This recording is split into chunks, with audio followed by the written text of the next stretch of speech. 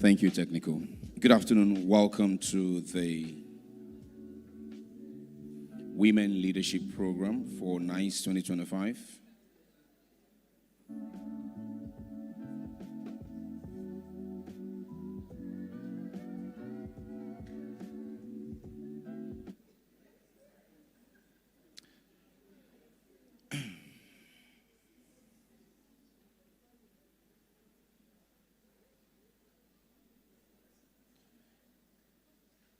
In building a sustainable energy future, strategic mentorship has a big role to play. And the theme of this WLP today is strategic mentorship unlocking women's potential in the energy industry. We were told yesterday by the CEO of SEPA Energies, Mrs. Agoho, of her being one of the 5% female CEOs in the servicing space of the oil and gas industry. And I'm certain if she was giving a bit more minutes to address us yesterday, she would have mentioned the role mentorship played in one way, shape, or form in helping her to rise to where she is today. The conversation around mentorship is one that will continue to happen amongst professionals because it is through mentorship that we pass the baton. It is through mentorship that the future of an institution or an industry is grounded in understanding the do's and don'ts of that institution or society. For generations in Africa, mentorship has been done verbally or orally, if you like. It's like handed down verbal traditions to people.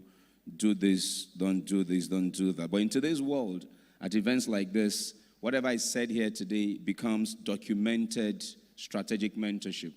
Materials that people can assess, young women can assess, young girls can assess, when they need to hear what an expert has said on a particular subject, they can fall back to what will be said here today. So whatever has been said here today, it's not just for those who are in the room today. That's the point I'm trying to make. Strategic mentorship in unlocking women's potential in the energy industry is our conversation for today.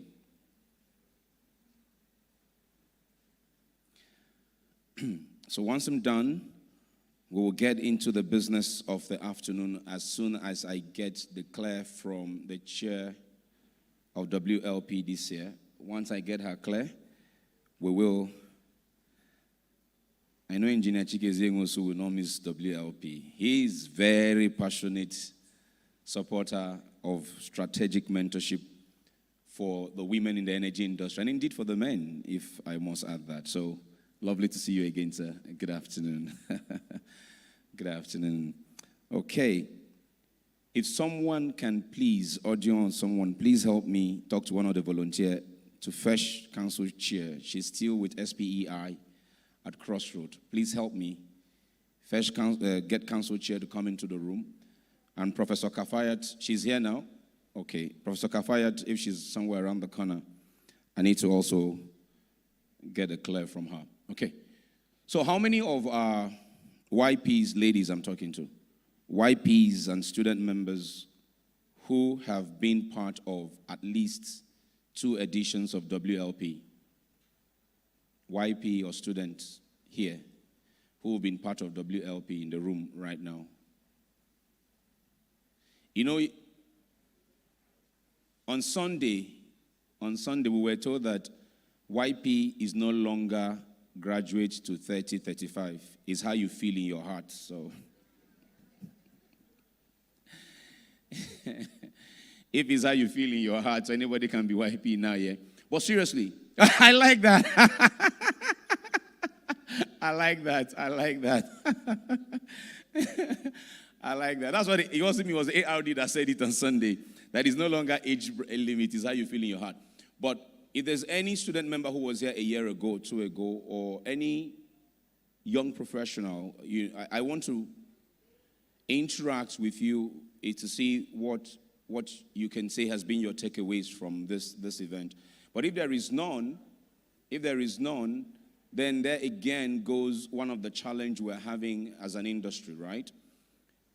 We try to groom people every year, try to create some kind of a meal, if you like, a process that produces leaders, that produces professionals.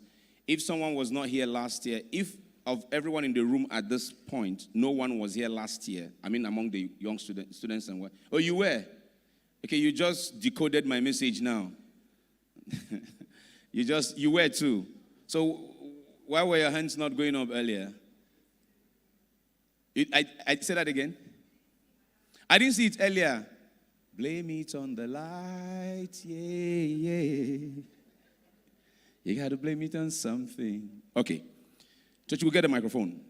I have two hands up. Let me talk to them real quick. Let me begin with the lady at the rear. The lady at the rear of the hall. That's you. Please, he needs to see your hand. Can you see him, Tochi? Can you see her, rather? Can you see her? All right. Begin with her and then come to the lady in green here, the front of the hall.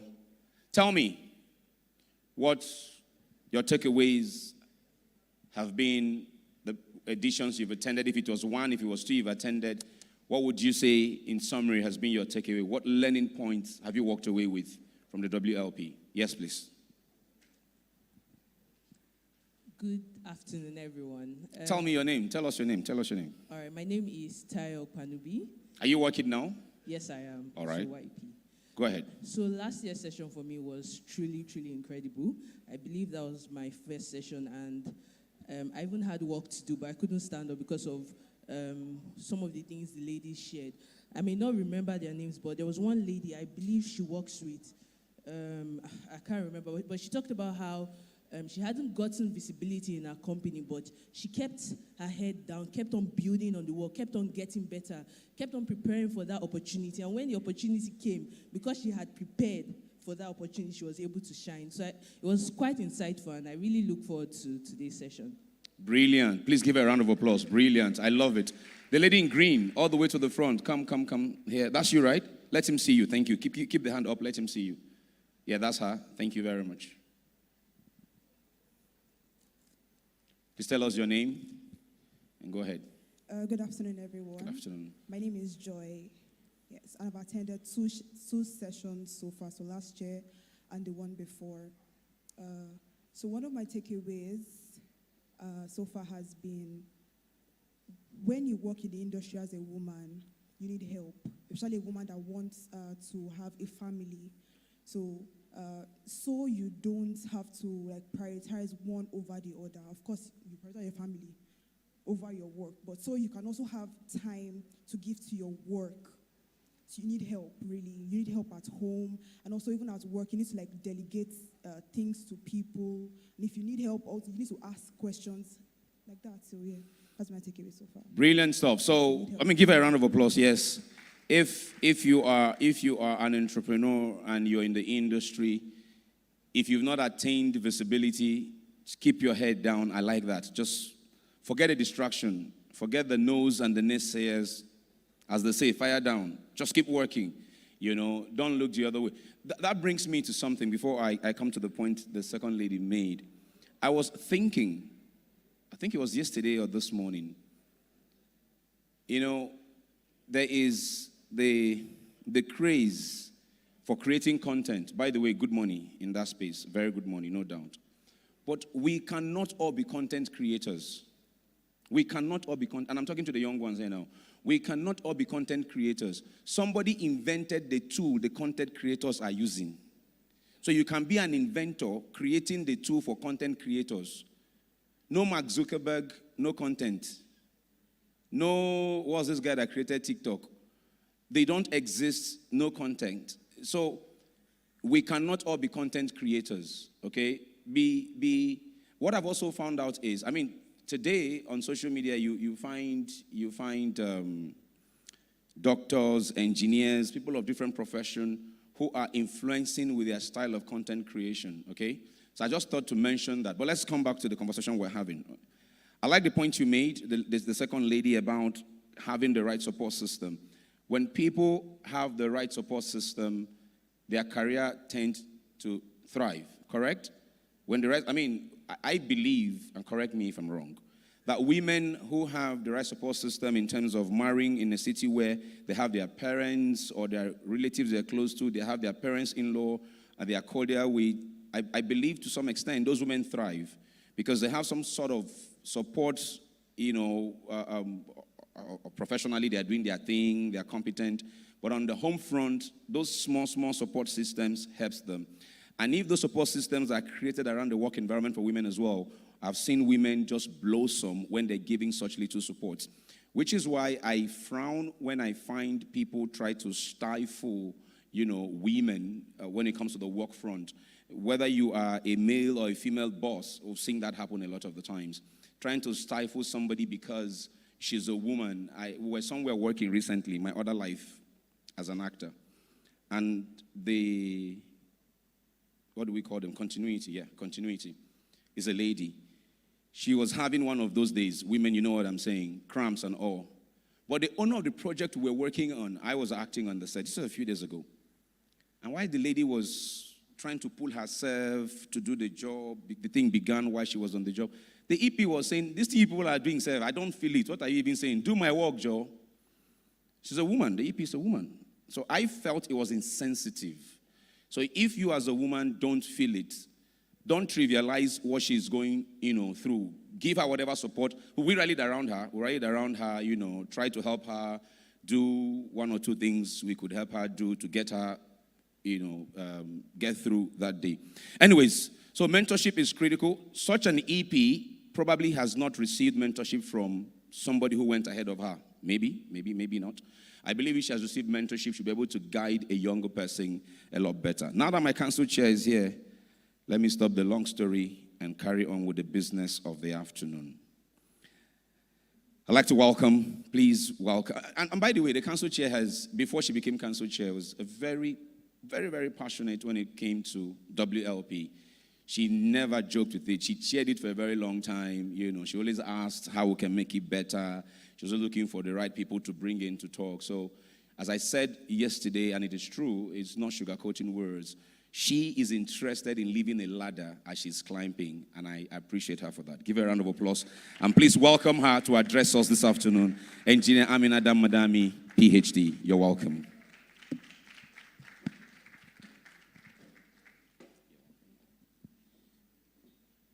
Thank you very much, and thank you for your support. We always had this cheat code for Women Leadership Program. We made sure Richmond did something extra for the women. So thank you very much. And to all our other he for she's, as we call them in SPE, thank you very much. Distinguished guests, industry leaders, esteemed panelists and mentors, fellow SPE members, ladies and gentlemen, good afternoon and welcome to Naice 2025 Women Leadership Program, a flagship session of this year's conference dedicated to empowering, inspiring, elevating women in the energy industry. The theme of this year's program, Strategic Mentorship, Unlocking Women's Potential in the Energy Industry, speaks directly to one of the most powerful catalysts for personal and professional growth, mentorship. And I am a product of mentorship. I have my mentors here. We have Mrs. Sheya Folabi, the major one,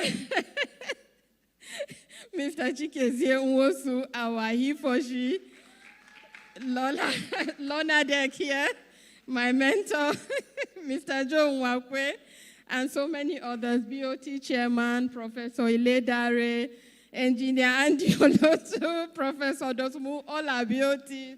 We have fantastic he for she's in SPE, and we have wonderful mentorship programs in SPE.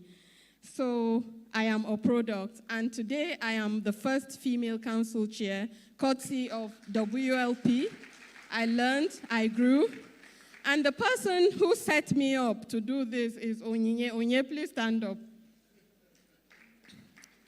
When she was the chair of WLP, I was a member, typical Hausa girl.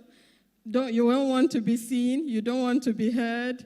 I will just do my tasks quietly and everything. So one day we were doing the program and Onye put me out to speak, to make a presentation on achievements from inception of the Women Leadership Program. It actually started as Women Development Program. But after a while we said, we've developed, so it's now Women Leadership Program. And she set me up to make that presentation. And that was what brought me out of my shell, and here we are today. So thank you very much, Onye, for forcing me out. Thank you. And mentorship is not just a concept, but is an intentional, structured, and strategic tool for building the confidence, competence, and career paths of women across every level of our industry.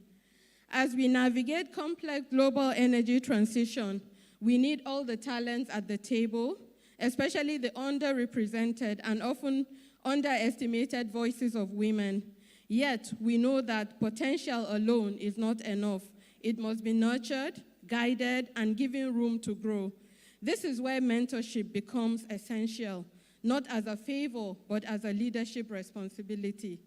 Today's program brings together accomplished women and men who have broken barriers, built legacies, and lifted others along the way. Through their stories, insights, and shared experiences, we hope to ignite a stronger culture of mentorship, one that is deliberate, inclusive, and transformative. To the young professionals and aspiring leaders in the room, your journey matters. And to the seasoned leaders here, your wisdom and willingness to invest in others will shape the future of our industry more than any technology ever will. On behalf of SPE Nigeria Council, I thank you all for being part of this important conversation. Let us use today not just to inspire, but to act, to connect, and to commit to lifting others as we rise. Welcome again, and I wish you all a powerful and impactful session. Thank you very much.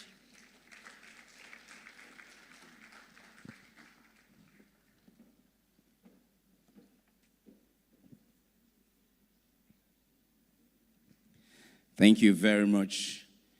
You've heard it from her, as they say, from the horse's mouth.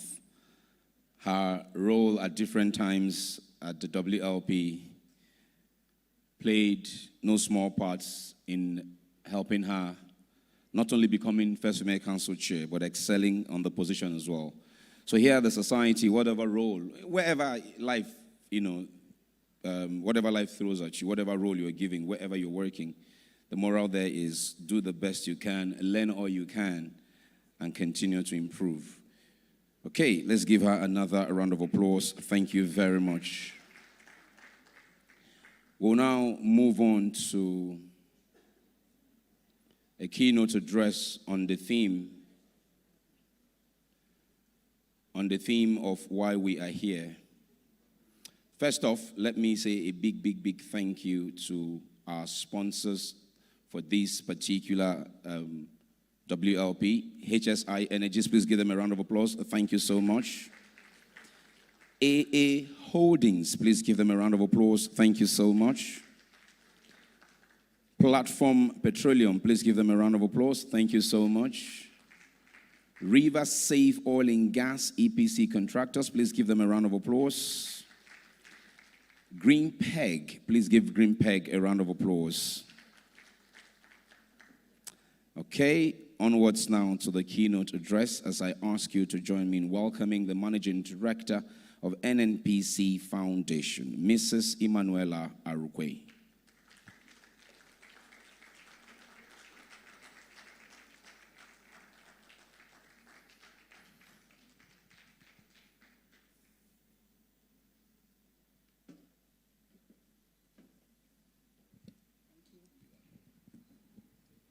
Good afternoon, everyone. Please, I will request I stand on existing protocol.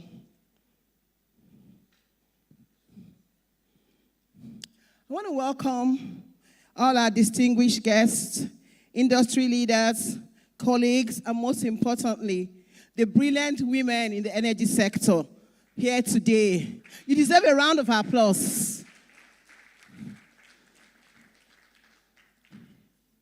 The theme for this session is very pivotal. It talks about strategic mentorship, unlocking women's potential in the energy industry. And this reflects a call to responsive action and a deliberate commitment to empowering women, building capacity, and reshaping the future of the energy sector in Nigeria.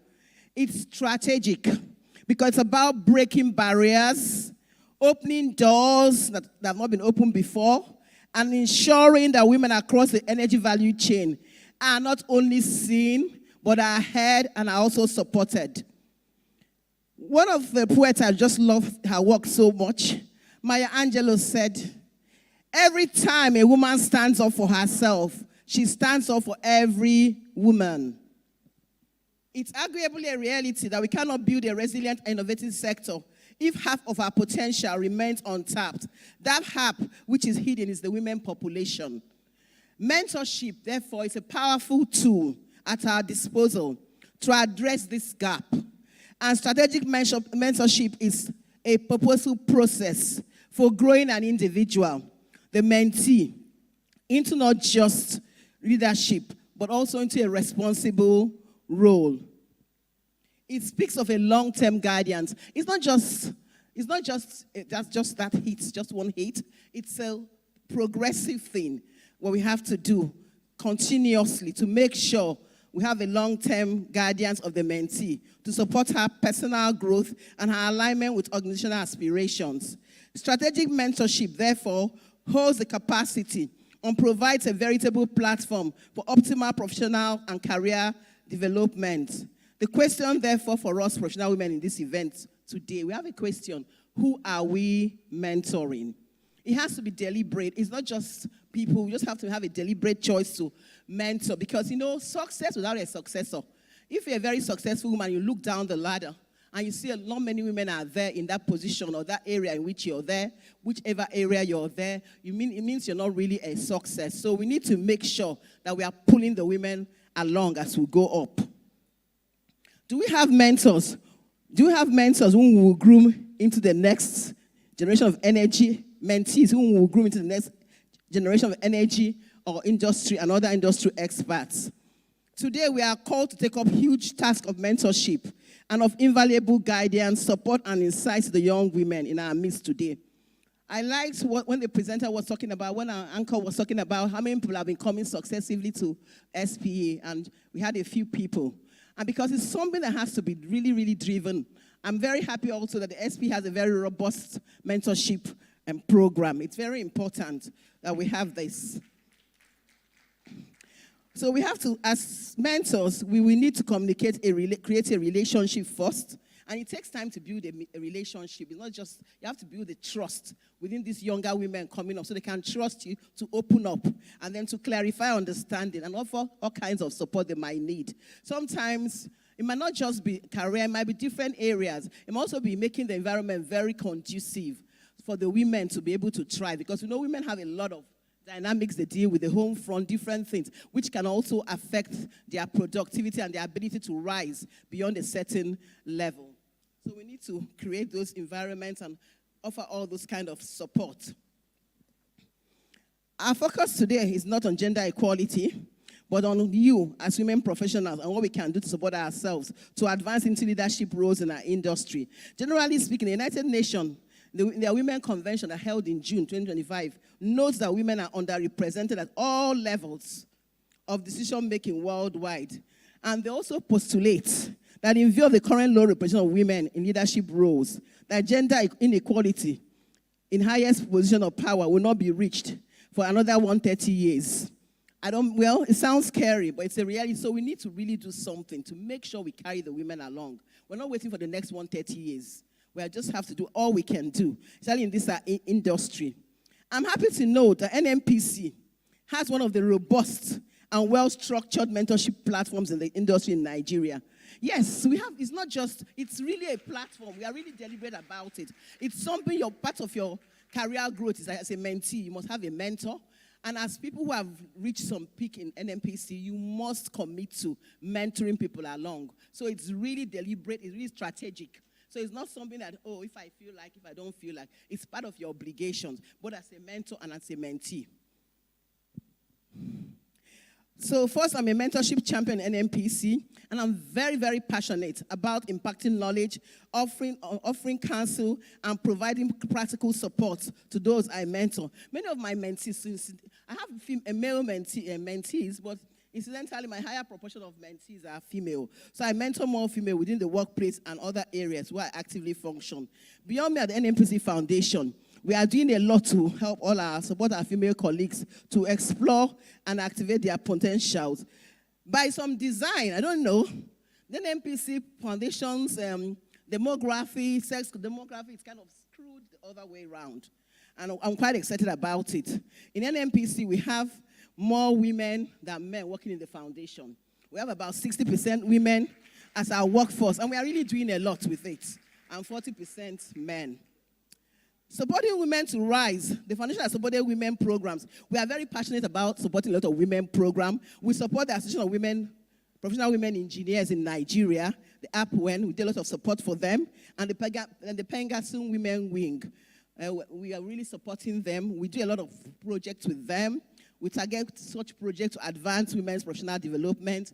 We also target a lot of STEM projects with them. We do a lot of STEM projects with them, and we distribute a lot of STEM books. When we are doing some of our STEM books, we made sure we targeted a lot of girls' schools. We made sure that most of it, not all, but a lot of the proportion of the STEM books we distribute in the foundation nationwide, we are targeted at specific girls' schools, especially the science schools, to make sure the women come on board, starting into the science and into the STEM education field. These instances point us to the fact that we need to deliberately adopt strategic mentorship to ensure that future generation of female petroleum engineers, doctors, pharmacists, civil engineers, architects are groomed. That's in all these male-dominated professions, are groomed to lead in the industry in their time. I'm really excited we have an SPE female president. Can we clap? We are making progress. The Society of Women Engineers 2024 knows that women are a much lower share of STEM workforce, and they are made up of only 28.2% of the STEM global workforce in 2024. Some factors that are responsible for this trend, we know those factors: cultural, gender stereotyping, talent gap, and so many other things that mitigate against women. So for us to do all these things, we need to really have a lot of female mentorship. I got here I had very strong women in NMPC mentor me. And that's probably why I got here. Because really, if women lead other women, you will find out that you have a lot of women who come up in leadership. So the issue now is what can be done. That's the question we have to answer today. What can we all in this room, what can we do? First of all, let's clear our psyche of the biases, cultural pattern, and stereotype. I'm happy a lot of men are here. A lot of men are supporting women. So we're going to be all doing it together. So let's clear our psyche of the biases, cultural patterns, and stereotyping that discourage us from dreaming big or having all kinds of things. We think we cannot hit that glass ceiling. We can. Let's take out the gender coloration, embrace and act diversity and inclusivity, which are the central of the global SDGs. It's very, very important to do this. And let's close the talent gap. HR has a lot to do, but we need to also ideate. We have to really ideate on optimal women resources, make the environment very conducive for women to ensure they stay attracted to the job, and they are also retained, and they are supported to grow career-wise and professionally. Also, it's very critical that we have intentional and focused mentoring of young ladies among us. All of us must make up our mind, I'm going to mentor a lady. I'm going to mentor a woman. So today, make up your mind. Yeah, you can be mentoring men, yes, but make up your mind. I'm going to look for that lady I'm going to mentor. As leaders and mentors, we must go beyond surface-level support. We must be intentional in how we guide these women through executive coaching, exposure to leadership roles, sponsoring them in decision-making spaces, and access to networks that matter. In that room, those young girls might not be there, but speak up. Be that voice that will speak up for them. If they're asking for who can do this, remember those girls who have potential, speak up for them. It's very important we all speak up for these young ladies, because if we don't speak up for them, no one will. The energy sector in Nigeria will be at gross disadvantage if we do not harness the potential of the young women among us today. Holding their hands and opening the vast opportunities they can leverage. We need more women in leadership, middle level and younger positions in the energy sector. Let us all rise to the occasion and be an army of female preneurs, female engineers, and female leaders. As the saying goes, when we train a woman, we train a nation. I would dare to say, when we mentor a woman, we unlock unquantifiable potentials. We build a resilient, sustainable, agile, innovative, and high-performing energy industry. Let's go there. Thank you for listening.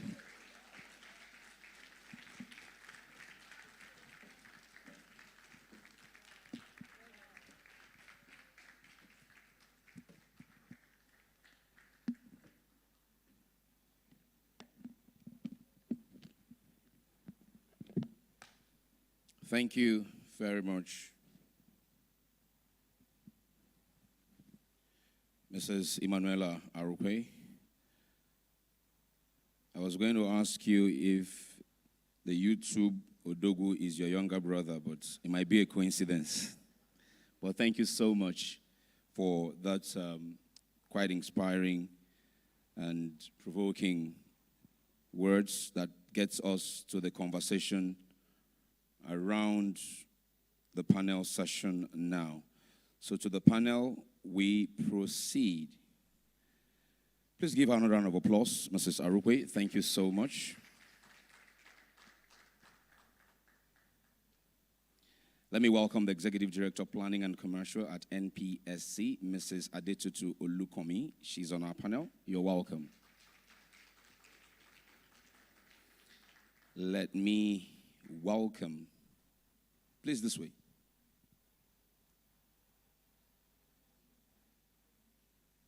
Oh, yes.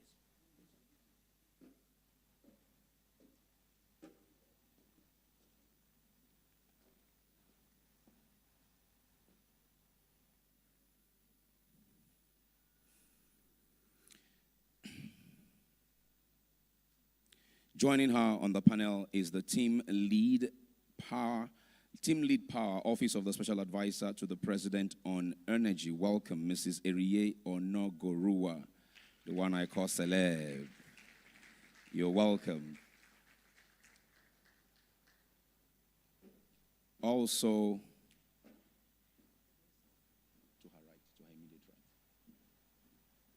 on the panel, I'd like to welcome the Managing Consultant, Sage and Scribes Consultants, Venerable Adelowo Additional.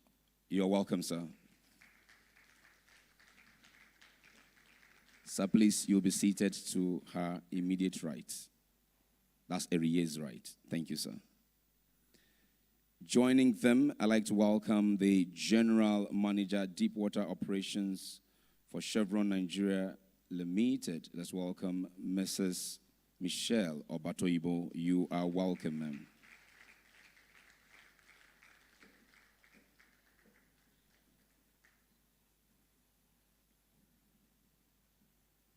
And to drive the conversation for us is our moderator, whom I would welcome now as the Managing Director at Pro Ali. Please welcome Mrs. Tumbasun Afolayon.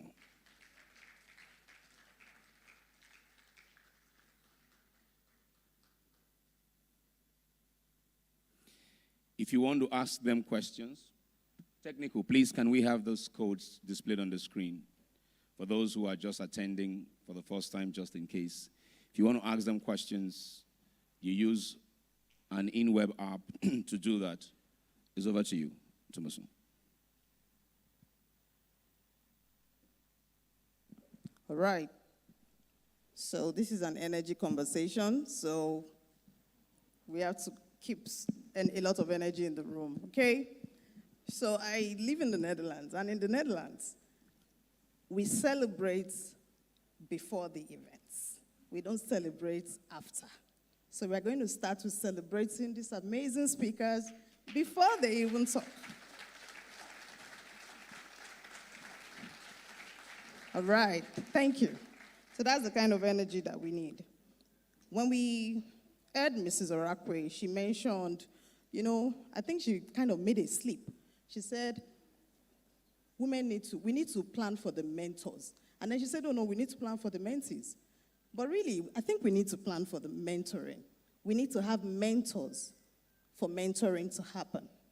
So we're going to have this conversation from a place of having mentors for mentoring to happen. To drive this conversation, we're going to open. They are all yours. I have the tool for your questions. Please do not hesitate to ask them the difficult questions. If any of us on this panel do not know this amazing woman here, we'll hand over the microphone to them. But I'm going to start with giving you 3 minutes for opening on the conversation, strategic mentorship, especially for women who are in the oil and gas industry or in the energy industry, as we like to call it now. What's the directive? Where do we go from here? So I'll start with you, Mitchell, and then we'll take it in this direction. Good afternoon, everyone. Let me start out by saying I'm just truly honored to be here with this group, with this distinguished panel, and then also to talk about something that is so important to the business. And why do I say that? We're talking about strategic mentoring of women in the energy industry. The reality is the energy industry is like any industry where it has been determined through analysis that for us to get true top-tier business results, you need a gender-diverse workforce. You need gender-diverse leadership. So it's a business imperative, by the way. So it's not something that is just for women, it is for men. And I'm so glad to see so many men in our midst, because normally when we have these conversations, it's full of women. But the reality is for us to deliver this, we need everybody. We speak about strategic mentoring. I think we need to also be talking about that in conjunction with sponsorship. Because what mentorship gives you, it gives you support, it gives you guidance, it gives you comfort. What it may not give you is open doors, advocacy, and change. And those are the things that we need to be able to elevate the women in the workforce so that we have a truly diverse gender workforce.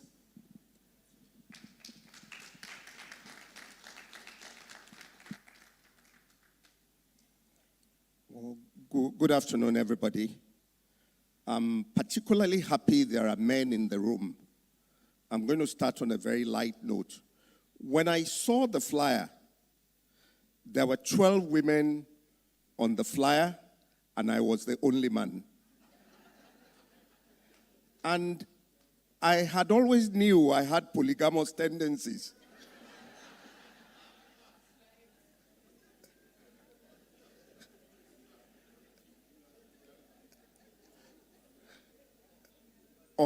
Now on a very serious note, we have to be very intentional and strategic about mentoring, not only in the energy industry, but in the society at large. And I said intentional and strategic, especially where women are concerned. A saying credited to Michelle Obama said, when a woman is mentored, the effect will go beyond that woman to the family, to the community, and to the particular industry where that woman is located. The ripple effect of mentoring can be so advantageous, especially in an industry that is male-dominated, like the oil and gas or the energy industry, as we call it in contemporary times. Another reason why we must be strategic about about mentoring in this industry is the fact that, by my understanding, the industry is at its most disruptive era. Everywhere you turn to, NNPC, what used to be Shell, Chevron, there are transformation agenda. So with the changes, we need to take advantage of filling the competency gap, filling the skill gap with a gender balance objective or strategy, so that at the end of the day, we can have round pegs in round hole. My colleague here mentioned the need for sponsorship.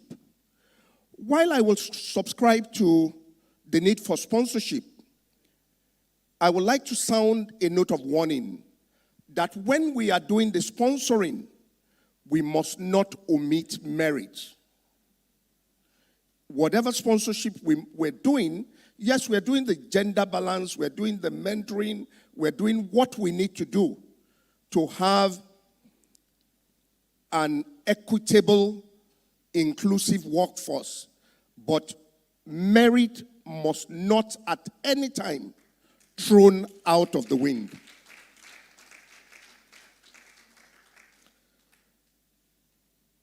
Why am I emphasizing the need for merit?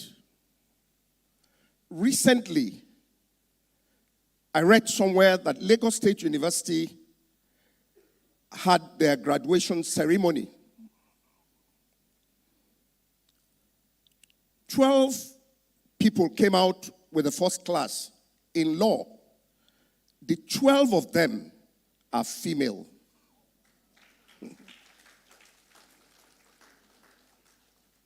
It may appear a good development, but think further. We are beginning to have boys who are not self-respecting, who lack confidence in themselves, who lack self-esteem. Who are the people to marry these 12 first-class graduates? Over the years, we have been intentional about creating advantage for the girl child. The negative consequences is so pronounced in a place like East Africa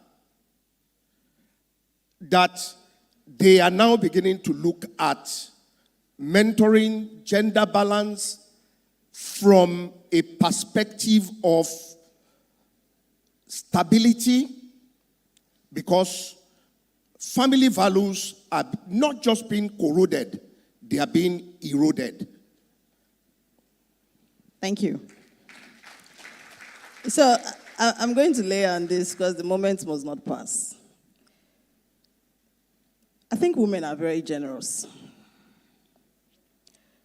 And generosity sometimes can be a problem. When we have flyers that has 100 men, women do not come here to say, and there's no woman on that flyer. And, I and Venerable had this conversation, and I said, it's really because the nurturing flair of women sometimes is being taken too far. When we want to have a balanced conversation, it is a balanced conversation, not a gender balance situation. They are two different things. And we need to, because we have trusted men to sit in the boardroom and make decisions for women for a long time, I think men also need to trust that women can sit in the boardroom, make decisions, and not feel bad. I don't even want to use the word threatened, because men don't get threatened. It's for them to not feel bad that we are leaving them out of the room. So thank you for joining us. But next year, SPE, make it all women. Thank you. Erie, I'm going to hand over the mic to you. Please, your opening talk. Thank you very much. I think I would also like to pick up from something Venerable said. And he said, we should emphasize merit. And in my head, I'm thinking, do we normally have these merit conversations where men are concerned? And so when we begin to talk about merit for women, it begs the question as to, do we have a double standard? Are men always told to emphasize merit? So it's just food for thought when we say we should emphasize merit. If we talk about merit, I think we should also extend that conversation to men as well. Having said that, it's important to say that mentorship is a business imperative because it goes to the heart of the sustainability of any company. I'll take SPDC for as an example. I say to people SPDC is an institution because of the emphasis on mentoring, on succession, on making sure you're cloning yourself in thousands of people. And that's what we need to do when we talk about mentorship for women. Let me emphasize that mentorship is not a soft topic. I'm actually looking forward to a time where we would have events like this, and topics like this will actually be day one, packed full with men and women. It's not a soft topic. It's not an extracurricular add-on. It's really how we shape culture, how we spark the conversations and the solutions that we need to reshape our energy future. And lastly, as the Venerable said, that the energy sector is going through one of his disruptive sessions ever, it's important that we begin to imagine how we include women who make up 49.5% of our population here. It's important to ask ourselves, does including them in the table suffice, or do we need to perhaps redesign the table? What's the architecture of that table when we say give women a seat at the table? Do we just give them the seat, or do we enable them to actually make decisions that can change and can contribute overall to the sustainability of a company? Thank you.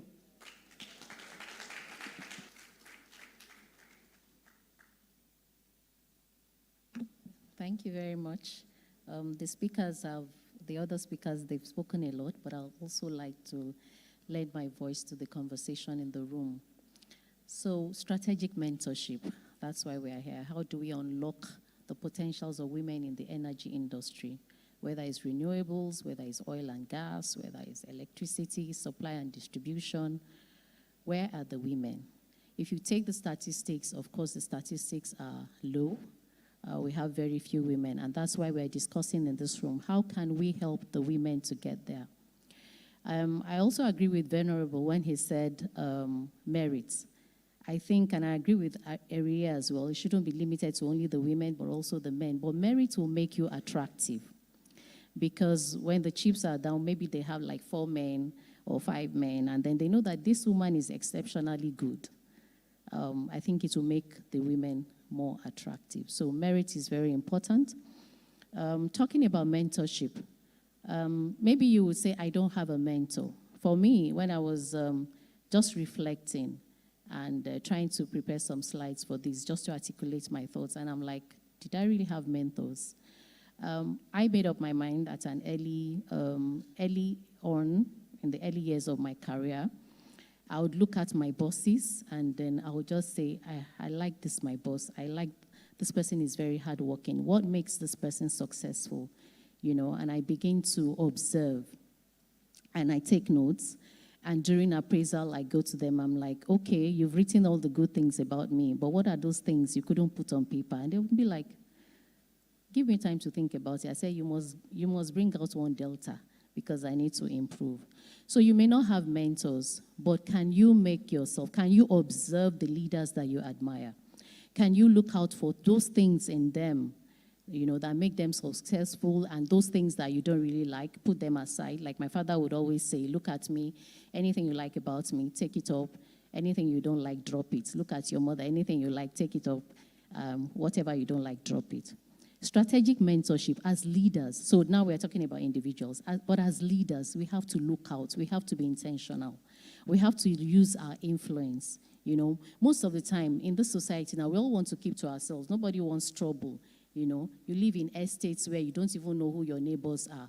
But we need to look out as leaders. God has blessed a lot of us. We have been so successful in our careers. Are we looking out for people? Are we looking out for people that we can mentor? Women that we can mentor, giving them psychological safety.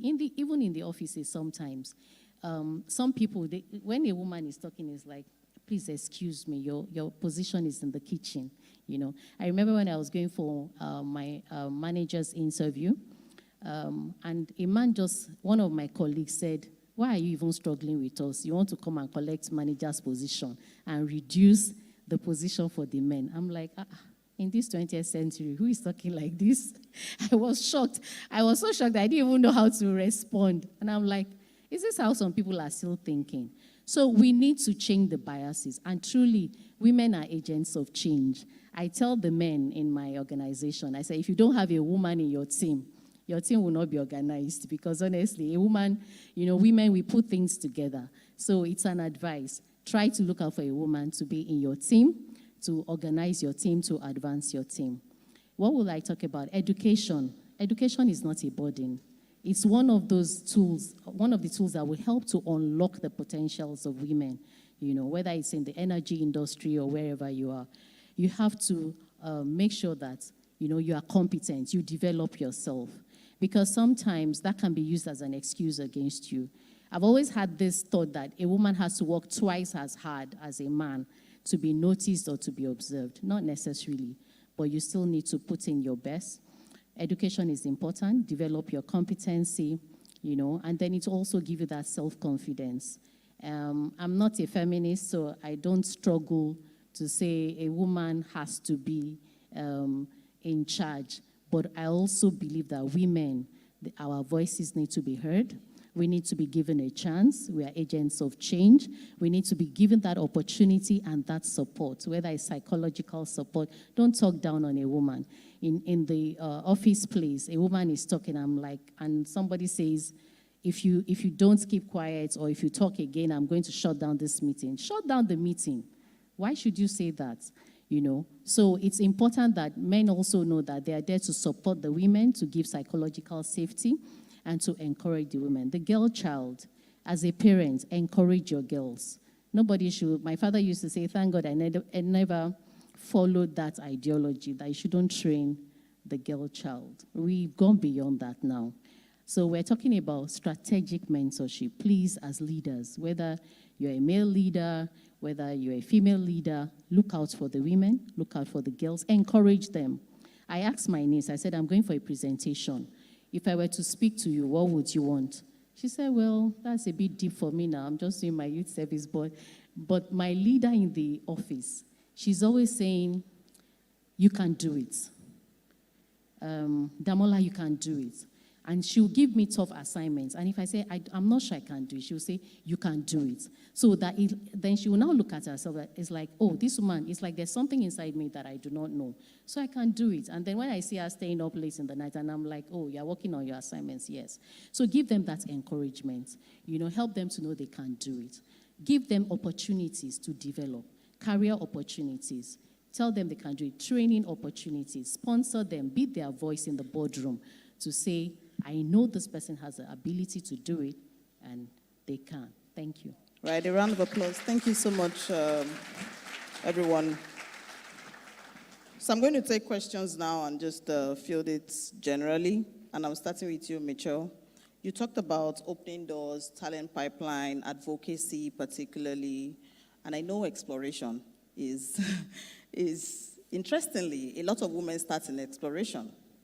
And then some strange, I don't know what happens, in the middle of the year, in the middle of life, you don't find them anymore. What would you say are strategic tools that you are using to keep them in Chevron and as an entirety in the energy industry?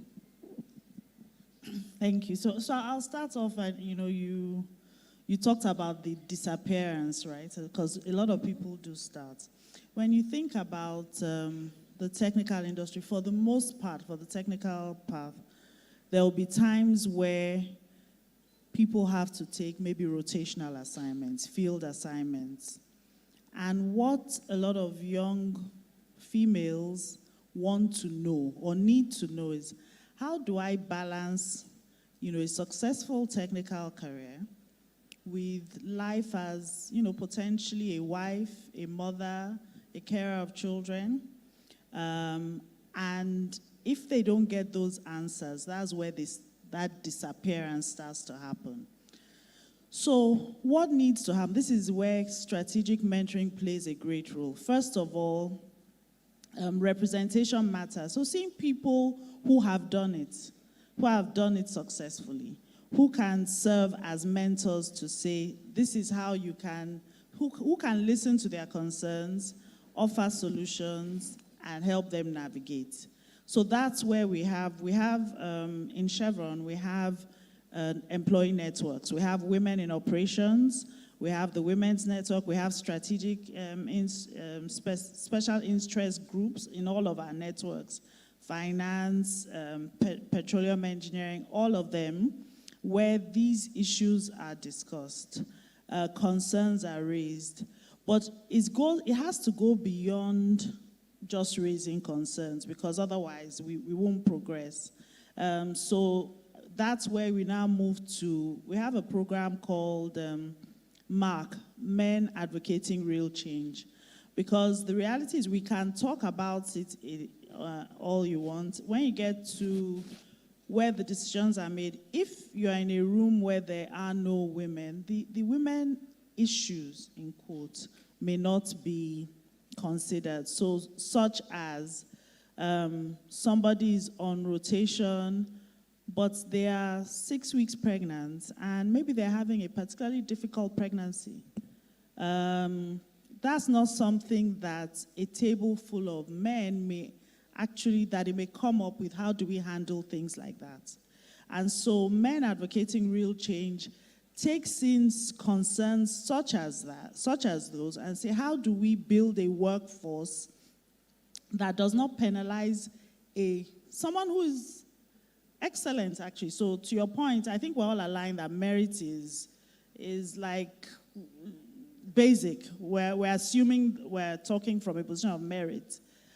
And someone who is an excellent performer but has this issue, how do we not penalize them so that they can continue to grow in spite of that? And so the Men Advocating Real Change is one of the programs we use. We tend to have, in Chevron, our women's employee network, a lot of the time, the sponsors, you have a sponsor of a network, an executive leadership team member. We tend to make men the sponsors, and that helps them also understand the issues. we have, I think the real thing, as I say, is we move from having discussion to acting on the concerns that are raised. And those are the ways that we do it. Thank you very much. So I'm going to come to Adetutu, and I'll come back to you because of a point she raised. And I'm going to read some stats out. So it says here, 3 to 7% of women in higher education pursue STEM field courses. So only 3 to 7, especially for engineering and geoscience. We're familiar with this number. And then 22, okay, I'll come back to that. 15% of the oil and gas workforce are women. 22% of the sector employee, now sector employee are us here, upstream oil and gas, are women. But out of this 22% sector employee in leadership, we have 1%. That's a very staggering number. So when we say you can do it, you know, that I get to my office and somebody tells me you can do it, it's not reflective of this number because people say you can do it a lot. But it's tangibalizing this you can do it from a organization perspective. What would you say should be the conversation beyond you can do it? Now, what are the tools that needs to be in place for organizations to ensure that the numbers just, you know, gets better? Thank you very much for the question. Okay, yes, you can do it, but you have to also believe that you can do it as an individual and as a worker in the organization. So back to the organization, for example, in NMPC, we have mentoring programs. The staff, they're supposed to look out for, there's a platform for that, and you're supposed to look out for mentors, write them, just send an email, I would like you to be my mentor. It's advice, maybe not more than 2 or 3, sometimes you have more than 3. I have like about 5 right now, and when I had a very busy schedule, you know, I would tell them, I had a general meeting with them, and then I now started having one-on-one because each one of them, they have their own peculiar needs. There are certain things they may not be able to discuss in the front of other colleagues, right? So I used to meet with them on a monthly basis, and when my schedule got very tight, I'll just tell them, okay, can we do a quarter? And then I will meet each one of them. And recently, I met with them. I started meeting with them again because my workload became a bit not as strenuous as before. So one, you have to believe that you can do it. Secondly, organizations can throw open this kind of mentoring programs, you know, where you connect the leaders. You give them the opportunity to choose, and then you connect the leaders to the younger ones in the organization. We also have what we call bodies. Like now, we have the tigers that have just been employed, and we have bodies. We have, you know, onboarding sessions for them. Again, what can we do? I'll give an example of representation of women, starting from an early age. We can encourage our daughters, our females students to go into science, engineering, because we know that we need them. We can encourage them. We can make it, even as parents, you know, you can organize lessons, you can organize extra tutorials. Like one of my daughters, she came together with some of her friends, and when they left university, they started going to some schools. And I'm like, when she told me, I said, you didn't even consider security. You just want to enter into any school. When she told me her plan, I said, okay, go and meet the principal. Ask when you can come. So they go every Friday. They were given Fridays. They go with their friends. Some teach economics, mathematics, additional mathematics, you know. And it really helped the secondary school. I think it was Auntie Ayo at Sikoi. It helped the students as well. So we can start whatever programs we have. Even individuals, you know, you can give back. Maybe on social media, you can organize something just to help, or people around you, or people in your family. You can just help them and make sure that you point them to the right direction and give them the opportunities. Maybe if you see opportunities, you can say, okay, you can do this. What do you need? How do you want me to support you to be able to get to where you want to get to? So but I always emphasize as well, because sometimes Even mentees need to know what they want. They need to identify their own goals. What do they exactly want? So if they meet their mentors, they have to have a goal in mind. They have to have a plan and an expectation. This is what I'm expecting. So during the conversation, you could say, oh, this is what I'm expecting, from you. And then, of course, I always talk about you have to work hard. You have to be, and then, of course, strategic mentoring. Mentors look out for people who have integrity, people who are honest, that have moral character over the time. You don't want to introduce somebody. You may have 3 people. Maybe they are doing very well, but you know that one is not sincere.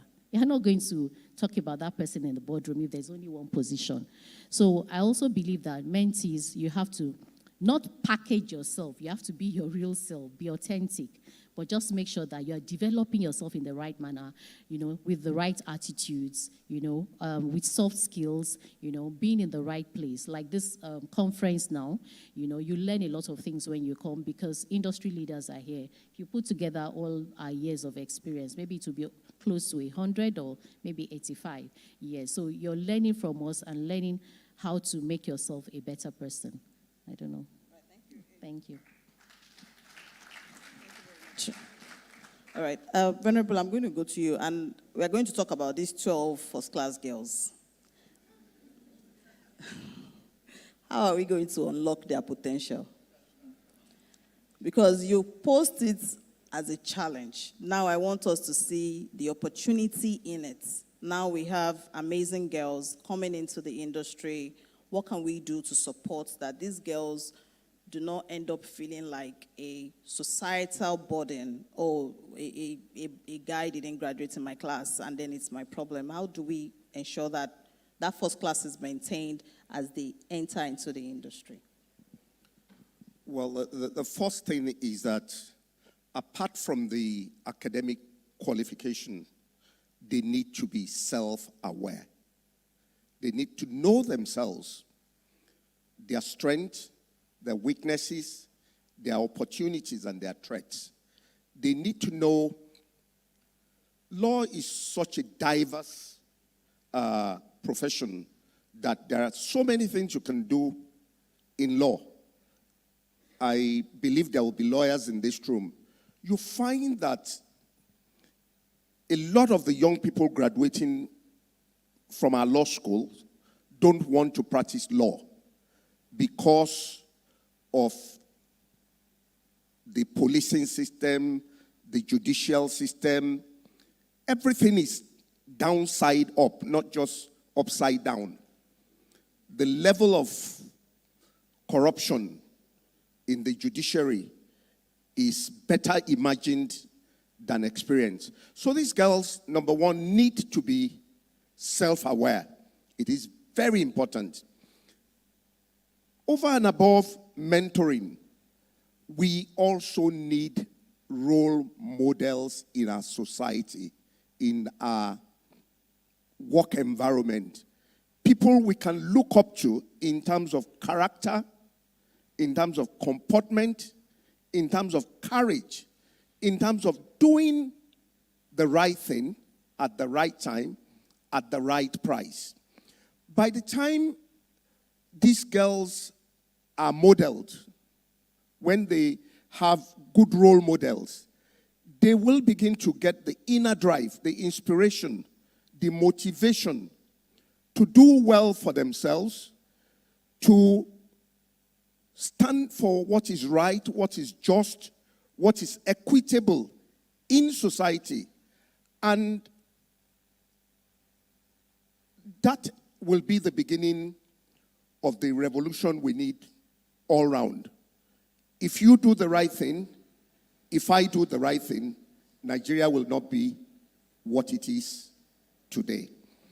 And then we need to make opportunities available. It is not enough for them to be self-aware. They also need to find self-expression, knowing what they want out of life, believing in themselves, and the opportunities to attain to their highest potentials. These are ways and means we can bring out the best, not just in those 12 girls, but in the people, in the children or the younger people coming after us. If we are not careful, there are social vices and social problems that are endemic in this society, and we tend to overlook it. Substance abuse is at pandemic level. Gambling addiction is at pandemic level. Cultism and all manner of social problems that we are not addressing. And the time is now for you and I, the policymakers, whoever, in our space, in our homes, to begin to model the right character. All right, thank you. A round of applause for that. Erie is an accomplished author, so I'm going to take her into her book. There's a book outside of yours that says, if you don't do politics, politics will do you. It's by Neven Portman, and it particularly applies to middle career women, or even sometimes top career women. They say it, sometimes they say they cry in the boardroom and then they have to clean their face. You hear all of those expressions, right? So we've talked about the workplace. Now let's go into the policy of things and the politics of things. How can policy help politics? Policy helping workplace politics now, such that there is a understanding of, yes, he exists because that's how human dynamics exist, but what policies should be in place beyond 35% women in the workplace? What other tools can policy possess for unlocking potentials? Thank you very much. Talking about policies, I'd like to look at it from a slightly different perspective. In workplaces, we always hear culture eats strategy for breakfast. Not only does culture set the tone, it helps you to understand politics. It helps you to understand how strategic mentorship can play a role. I'm happy that I'm able to publicly appreciate a he for she boss and mentor, Chike Eziewosu, who is here. When Chike was the MD of Walter Smith, the culture was so defined in terms of the role women played. And he would say, don't come to me when I say I want a position filled. Don't come to me with names of foremen. And so we all had to be very careful. If there was a position to be filled, you better make sure there are at least 3 women, 2 men, 3 men, 2 women, but never an all-male list. It won't even get past him.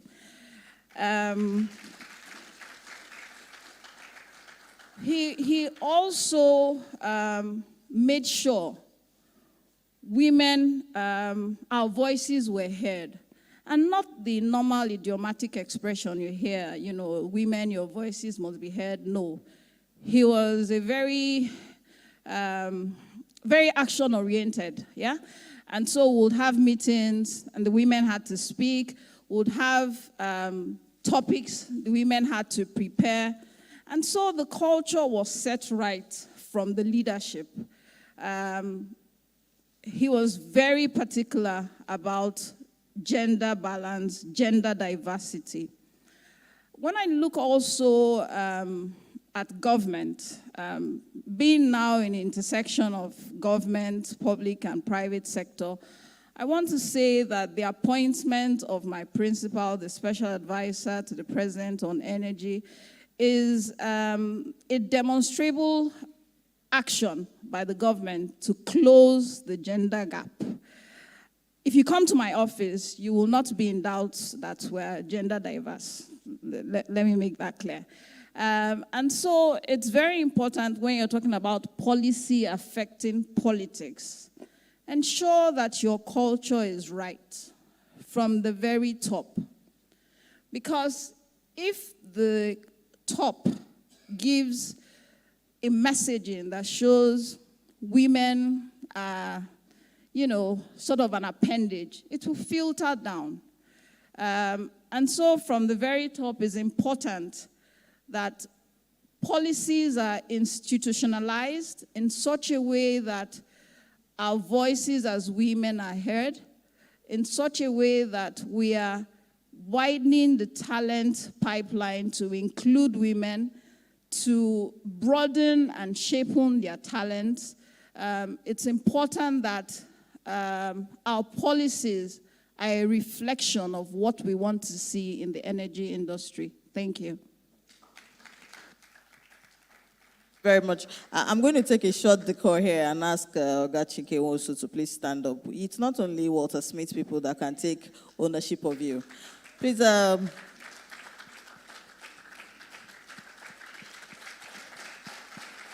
Thank you very much for your support. It didn't start with Walter Smith, it started with Shell, where we had the biggest representation of female moving into petrophysics during his time. So thank you again, really appreciate that. And we see HSI as well, and we see all the women there, so really thank you. Michelle, one of the tools that we talked about is sponsorship. Handholding a woman and saying, I'm responsible for your career growth, and I'm going to open doors. I'm going to ensure that you sit in the right room. How has that been your experience? That's one. Secondly, if you are to do that, because a lot of women say they get into boardroom and they're the only woman in the room. But that's a problem, because how do you then create more seats for one person? It can only be your seats that will be filled. Yeah. So how are you thinking about that in ensuring that your succession planning is not one person, but at the same time, back to Venerable's point, it doesn't then look like we are cutting off the numbers of the men? Thank you. And really valid point here. So, and that's why I went back to the beginning, because especially if we want to insist on that merit, there are certain experiences that have to be had at the beginning. Because if they don't have that experience, by the time you get to be, manager, GM, director level, they truly won't be competitive. So unless you'll just be putting someone to make up the numbers. So you asked me about a specific, and I'll give a personal example. I was asked, and that's why that was one of the things I shared. I was offered or told about a rotational assignment at a time when I had a 1-year-old and a 2-year-old. And my 2-year-old even had some special needs at the time. It was not something that I could do. It was not something that worked for me. Now, this is where sponsorship comes in. That's why I talked about the difference between mentorship and sponsorship. Because in reality, more often than not, a male colleague has taken the assignment, has started while I'm still discussing, going back and forth, thinking, doing all manners of things. But I had a male manager, a male GM, who actually asked me, he said, Michelle, what is the hesitancy here?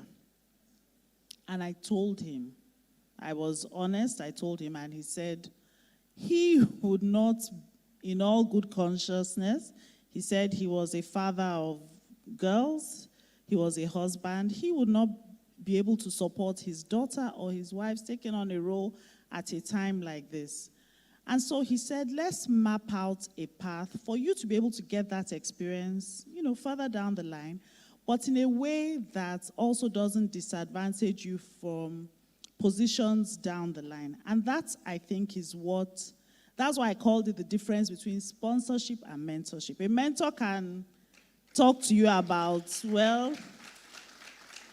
now, wow, I don't know how you would do this matter. That's really what a mentor, I mean, at the end of the day, you know, but a sponsor will say, what are we going to do about it? That will still keep you competitive. Because I don't want to downplay the word about merit. You still have to be competitive for the position. But what are those, how do they handhold you? Not handhold you, because it's not handholding. How do they create the environment that enables you to get those experiences that the other gender can get without, you know, any of these issues we're talking about? That was my own experience. That I think when I talked about networks and sponsorship, those are the things that we need at an early stage, so that when you are now looking to select higher level positions, people have those experiences that they can compete. All right, thank you. Round of applause. So Mitchell's seat is going to be replaced by two ladies. That's what she just said in summary. Let me say, so I am the general manager of Deepwater Operations. The director of Deepwater is a female. The person who reports directly to me is female. And we have, so it's something that has, in Chevron, we have been working it through. Our leadership team is 50% female. So keeping that culture through leads to these sorts of results. All right, thank you. Venerable, I'm coming to you, and I want to ask a question around key skills and qualities. So I recognize that when professionals start in the energy industry, they do have a tool called personal development program or goals that clearly articulates, this is what I want to become in the next 5 years, these are the knowledge gap that I have, etc. Outside of that, industry-focused or aligned skill sets, what would you consider are key skills that whether they have to learn it by themselves or spend money on it, in what way or the other, what would you say these skills are? Generally, I encourage people to invest in personal and professional development. What you find in this environment is that people complain, oh, they've not sent me for this training. They've not sent me for that training. And even when opportunities for local trainings are available, they are not ready to take them up. Rather, they're looking for offshore opportunities. Now, we all know that there is a lot of skill gap and competency gap, not just in the energy industry, but everywhere in the country. Apart from the technical skills, it behoves on each and every one of us to acquire life skills, social skills. Example will be emotional intelligence, effective communication skills, relational skills, adversity management skills. We are in very turbulent times. Resilience skills, and so on and so forth. That is on the side of the individual. On the side of the institutions or the companies or the business, we need at this point, more than any time in the history of the nation, to embrace employee assistance program. The rate of burnout, anxiety, family problems at work is massive. And because of stigma and the fear of negative appraisal, people are not coming, they're not speaking up, or sorosoke, as the younger ones will call it. But because the leaders of industries are here now, we need to go back, especially in this industry, having admitted that we're in a very disruptive time in this energy industry. Let us go back and embrace employee assistance program. Employee assistance program is not just about mental health. What you find is everybody talking mental health, mental health, mental health. And that in itself is leading to stigma. Employee assistance program is about the 8 pillars of wellness. Physical wellness, emotional wellness, social wellness, intellectual wellness, family wellness, thank you, financial wellness. If you are financially broke, you will be mentally unwell.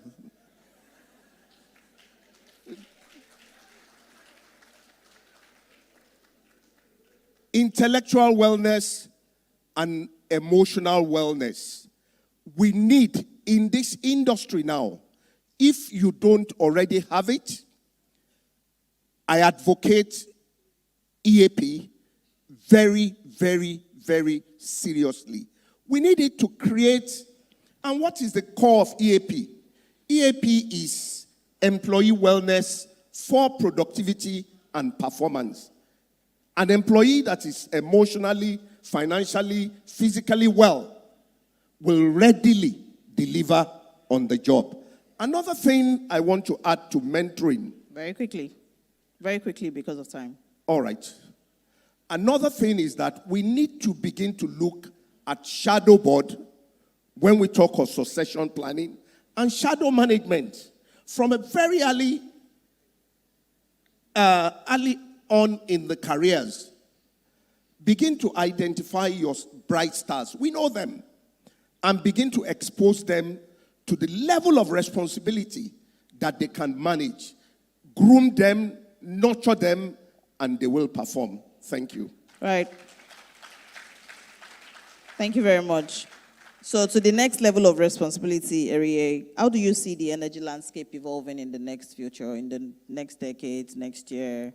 Yeah, and I don't want to ask the obvious question of how are women positioned, because with you, Olu, and a few others there, I think we're getting it somewhat balanced, but what would you say women need to be exposed to that is coming in the energy landscape? Okay, thank you. In terms of how we see the energy landscape evolving, I would say there will continue to be discussions on energy transition. We will see the rise of electricity, i.e. electric vehicles, grid densification. We will see digitalization. We will still have a situation where policy, justice, and fairness will determine, particularly for Africa, what energy transition really means for us.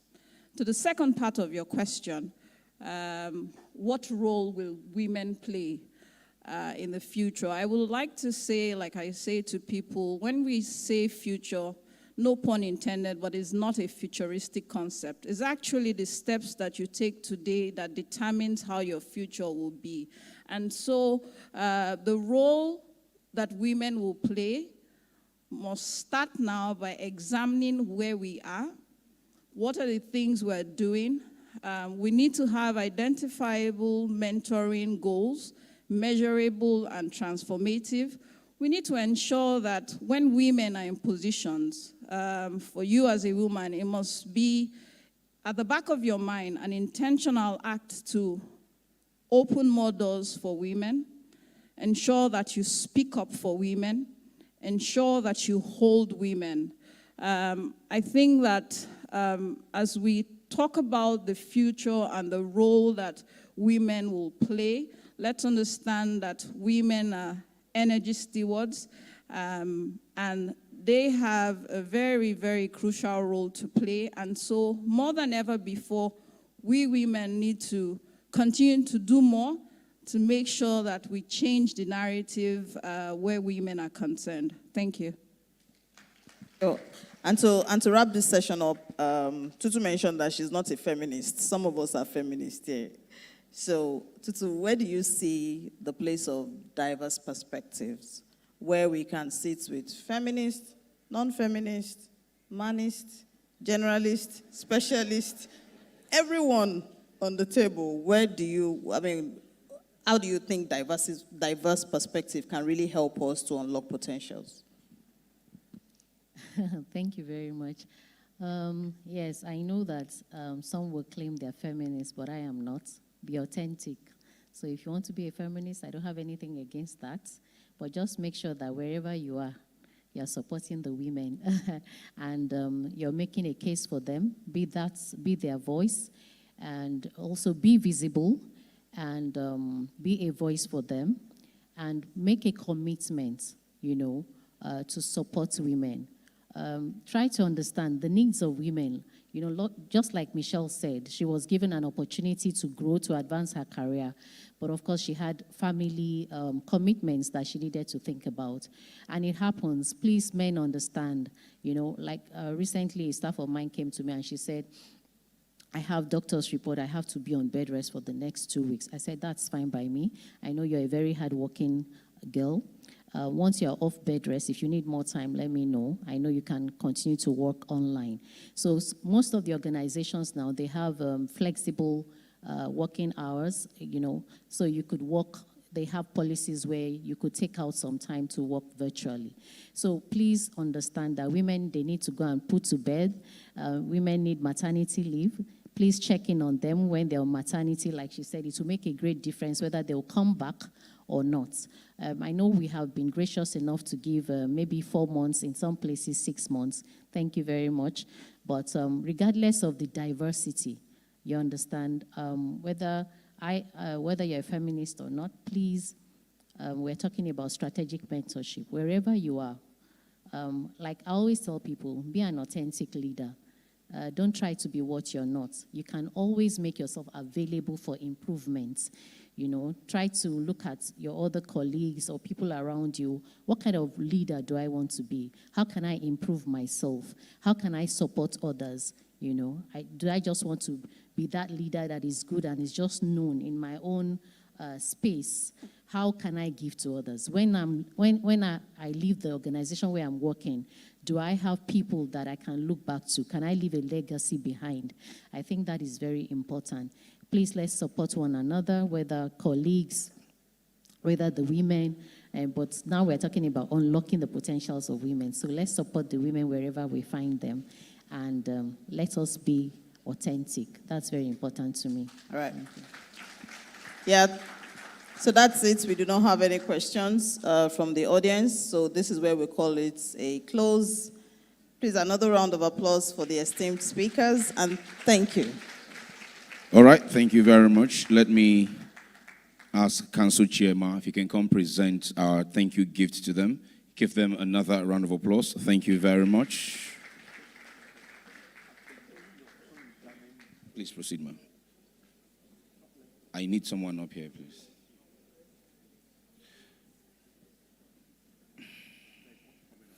Okay, let's begin. Our thank yous. First off, thank you to Madam Adetutu. Thank you so much for sharing. Please give her, thank you very much. Thank you, Mrs. Adetutu Lukomi. Thank you for sharing your insights with us. Next up will be Mrs. Onogorua. Thank you, Mrs. Onogorua. For Mrs. Onogorua, please go ahead. Next, we want to say thank you to Venerable Additional. Venerable Additional, I wish I had time. I would have shared the story with you, but I'll take it offline. I'm pressed for time today. Thank you so much. Mrs. Obatoibo, thank you. You are one of the many GMs, female GMs I see from Chevron. Very true. You're one of many. So thank you very much. Of course, to our moderator, Mrs. Afolayon. Mrs. Afolayon, thank you for moderating. I'd like to call on our keynote speaker, Mrs. Arukwe. Ma, we have a thank you for you as well. For please a round of applause for our keynote speaker. She set the tone, she laid the foundation, and got us going. And yesterday, sustainability, please.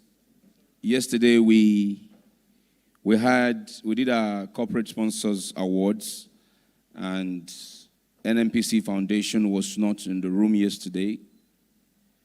And can I have thank you very much. So, Council Chair, please do this for us as well. Can I have that? Thank you very much. Good news. Thank you very much. So you take a family photo after this. You take a family photo and take your seats in the audience. Please, I want to make an appeal. We have our sponsors to speak, a STEM report from 2024, WLP Girls in STEM report, that is, and then a final panel. I beg you, as they come down from the stage, I know as you sit there now, there is something pressing in your mind, doing you like this, that you must ask them. I know. But please, don't come to them yet. Allow them take their seats. When everything is over, that thing that he's doing you like this, you can go and ask them like that. But for now, remain seated. I beg you. Because once you get up, the whole place becomes rowdy, and we're struggling to get back the room. We lose time trying to do that. I thank you in advance because I know you've cooperated. Please give yourselves a round of applause. Thank you. Thank you very much. As you take your seats, I will be calling on our sponsors to come and speak to us. I will begin with Platform Petroleum Limited, Dr. Chukwu Emeke. If he stepped out, I will move on to... Okay, he's here. All right. Please allow them take their seats. Thank you for your cooperation. We still have one more panel, remember? The power of collaboration, women-driven initiatives in energy startups and corporate innovation. I'm sure you want to be part of that one as well. You want to hear what they have to say. We have another group of female experts on that panel to do justice. So please allow them take their seats. Thank you very much. Thank you. Let's now welcome Dr. Chukwu Emeka, who would... Please, a round of applause for our sponsor, Platform, speaking on behalf of Platform.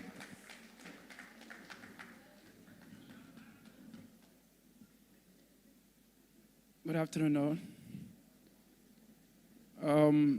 I'm delighted to be here this afternoon. Someone once said, "What do women bring to the table?" And my simple response would be, they're already at the table. If you don't have anything, then you will bring something. But if you are more than enough, you don't need to bring anything. My MD should have been here this afternoon, but because of some board engagement, he couldn't make it. So I'm standing in for him.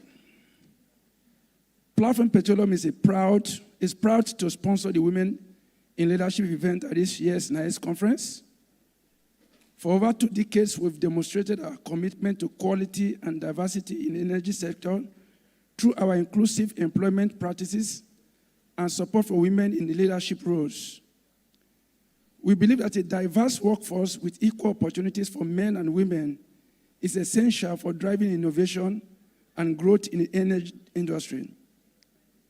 Our sponsorship of this event aligns with our values and our goal of promoting more women in leadership positions in the energy space. We are honored to partner with Naice to empower women and promote their participation in the energy sector. We look forward to engaging with industry leaders, policymakers, and professionals to discuss ways to create a more inclusive and supportive environment for women in energy. And I'm happy to say I'm also an advocate for E for She initiative. Thank you.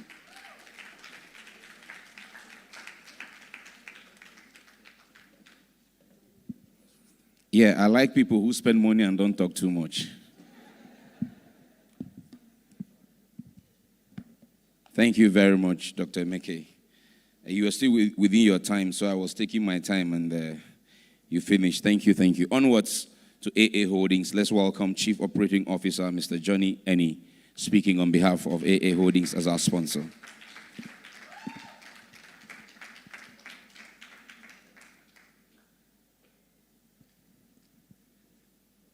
Thank you, ladies and gentlemen. I'm not making a speech. I haven't got any speech prepared. My name is Johnny Ini, representing A Holdings, Mr. Stinavuru, who could not be here today. He's actually out of town. What I really want to say, having listened to the distinguished panels, and also observing what has been happening in this field, is that women actually have reasons to celebrate in a positive way, knowing where we all are today. And many of you, or should I say some of you, will remember those who went to the universities in the 1980s or even before, or even a bit later, where you will look at the whole Department of Engineering, and you can only count maybe in your fingers how many ladies were there. And today, it's a different ballgame. There are a lot of ladies that are recognized in their own rights as trailblazers. They've achieved a lot. Before Mr. Avoro left Seplat, the leadership team in Seplat was almost 50-50. Yes. And the important thing there is that it was not even deliberate. It means that if you do the right thing as a leadership, give everyone a fair access and a fair opportunity, the right results will emerge. Because in a country where you have roughly a majority of females, if you give everybody a first chance, the right result will emerge. And we tested it out. In Seplat, we did 2 graduate trainee recruitment. And I can assure you, the exercise was fair and transparent. And the result was very fair. And I can tell you that women did very, very well.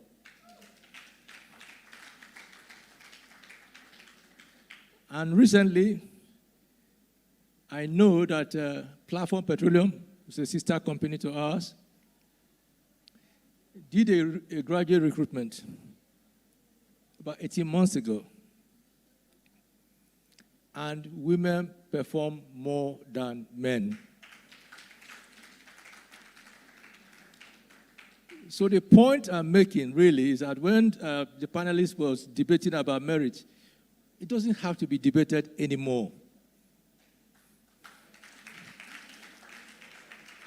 Because it essentially has been proven with those, my little experience in those graduate recruitments, that if you give women the right access and the right opportunities, and that's what we need to fight for. So everyone here should make sure that their companies have a fair and transparent recruitment. Because if they do, women will emerge. And those statistics also prove that, as some people will say, what a man can do, a woman can do better.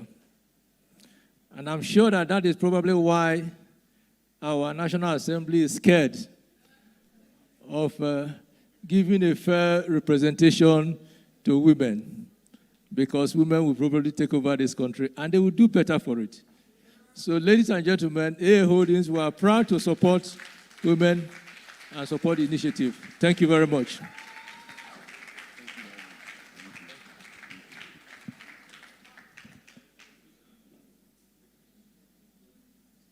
Thank you very much. Let's move on now to HSI Energies as we welcome Ms. Helga Amadi, Legal Counsel 2 for HSI, to take the sponsor's remark there.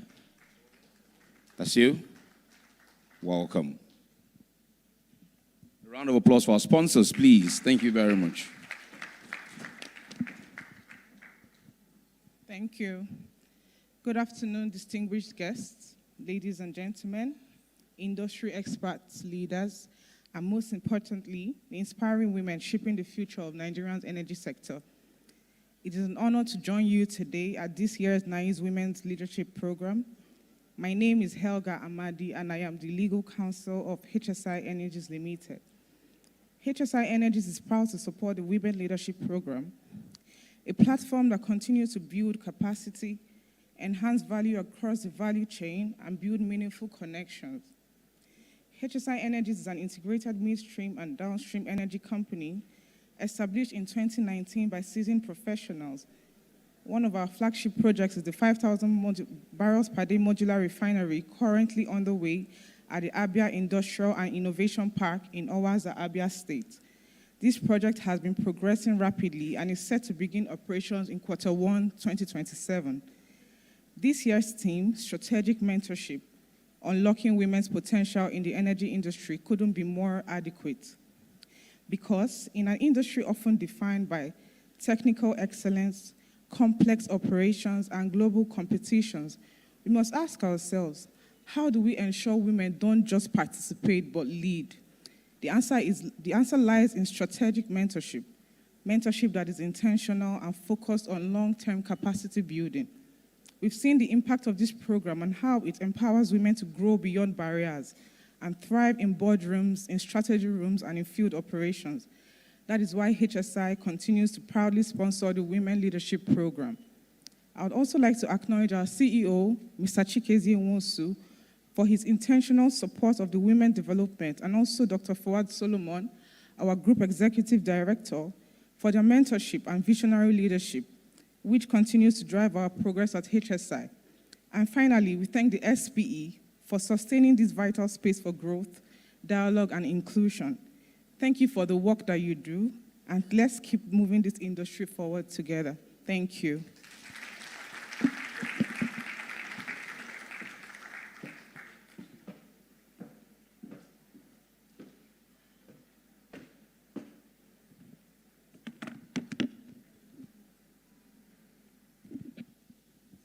Thank you very much.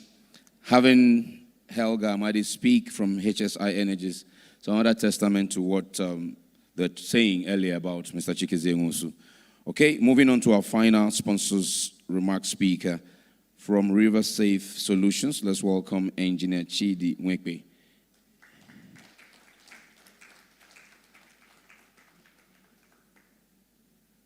That's you? Okay.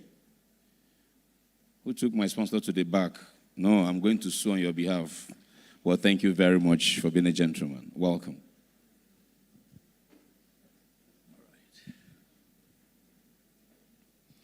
Good afternoon, distinguished leaders in the industry, professional women who are inspiring us to what we do today. It's a great honor, quite okay, to be here before you. My name is Engineer Chidi Nwekwe. He has just mentioned that. So it's just an honor to be here before you, not just as a sponsor for this program, but standing as the MD of River Safe Solutions Limited. Yeah, in River Safe, we are fully an EPC company.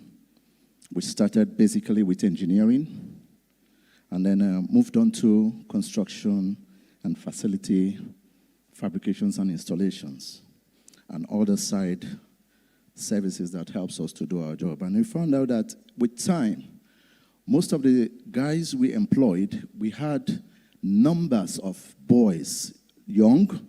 When we group them up to like 5, 6 years, they get the experience, they jump.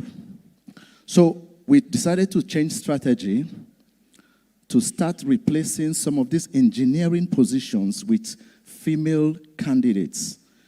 And at the end of the day, we are getting substantial impact in the lives of these female engineers, and they are retained, still working with us, delivering success, meeting clients' need with the quality, HSC requirements, and timely delivery. So we've been able to look inwards, and I'm not just going to say this because just for hearsay. I just want to let us know that in developing women, just like what we had the panelists talk about, you have to mentor. You don't just have to sponsor, but you also have to mentor them from start of whatever services you want them to deliver. And I can tell you one thing, women have passion. They have passion for work. If they put their heart to something, they will achieve it. No wonder this woman called, I don't know if you know her very well, all the way from Ethiopia, she put her heart to catch King David. And she moved all the way from Ethiopia, and she was able to get King David. So basically, I just don't want to excite us, but I want to show you one simple example of one copper that we took in to River Save last year. She came in with about 2 boys and herself alone. She's a mechanical engineer. And we gave her opportunities. It's not like women don't have, or let me just say, it's not like we don't have people to fill in this position, but women don't have access as much as the boys have, or the men. So at the end of the day, you find out that men are filling up some positions, but when you get them to a level, the next thing they do is they move on. But the ladies would stay.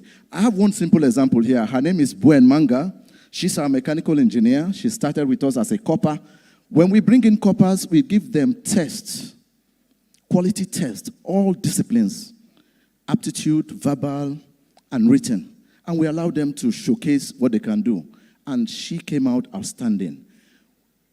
At the time she was 6 months into her youth service, she did not need to think whether she was going to be looking for employment after her youth service. So he was sure.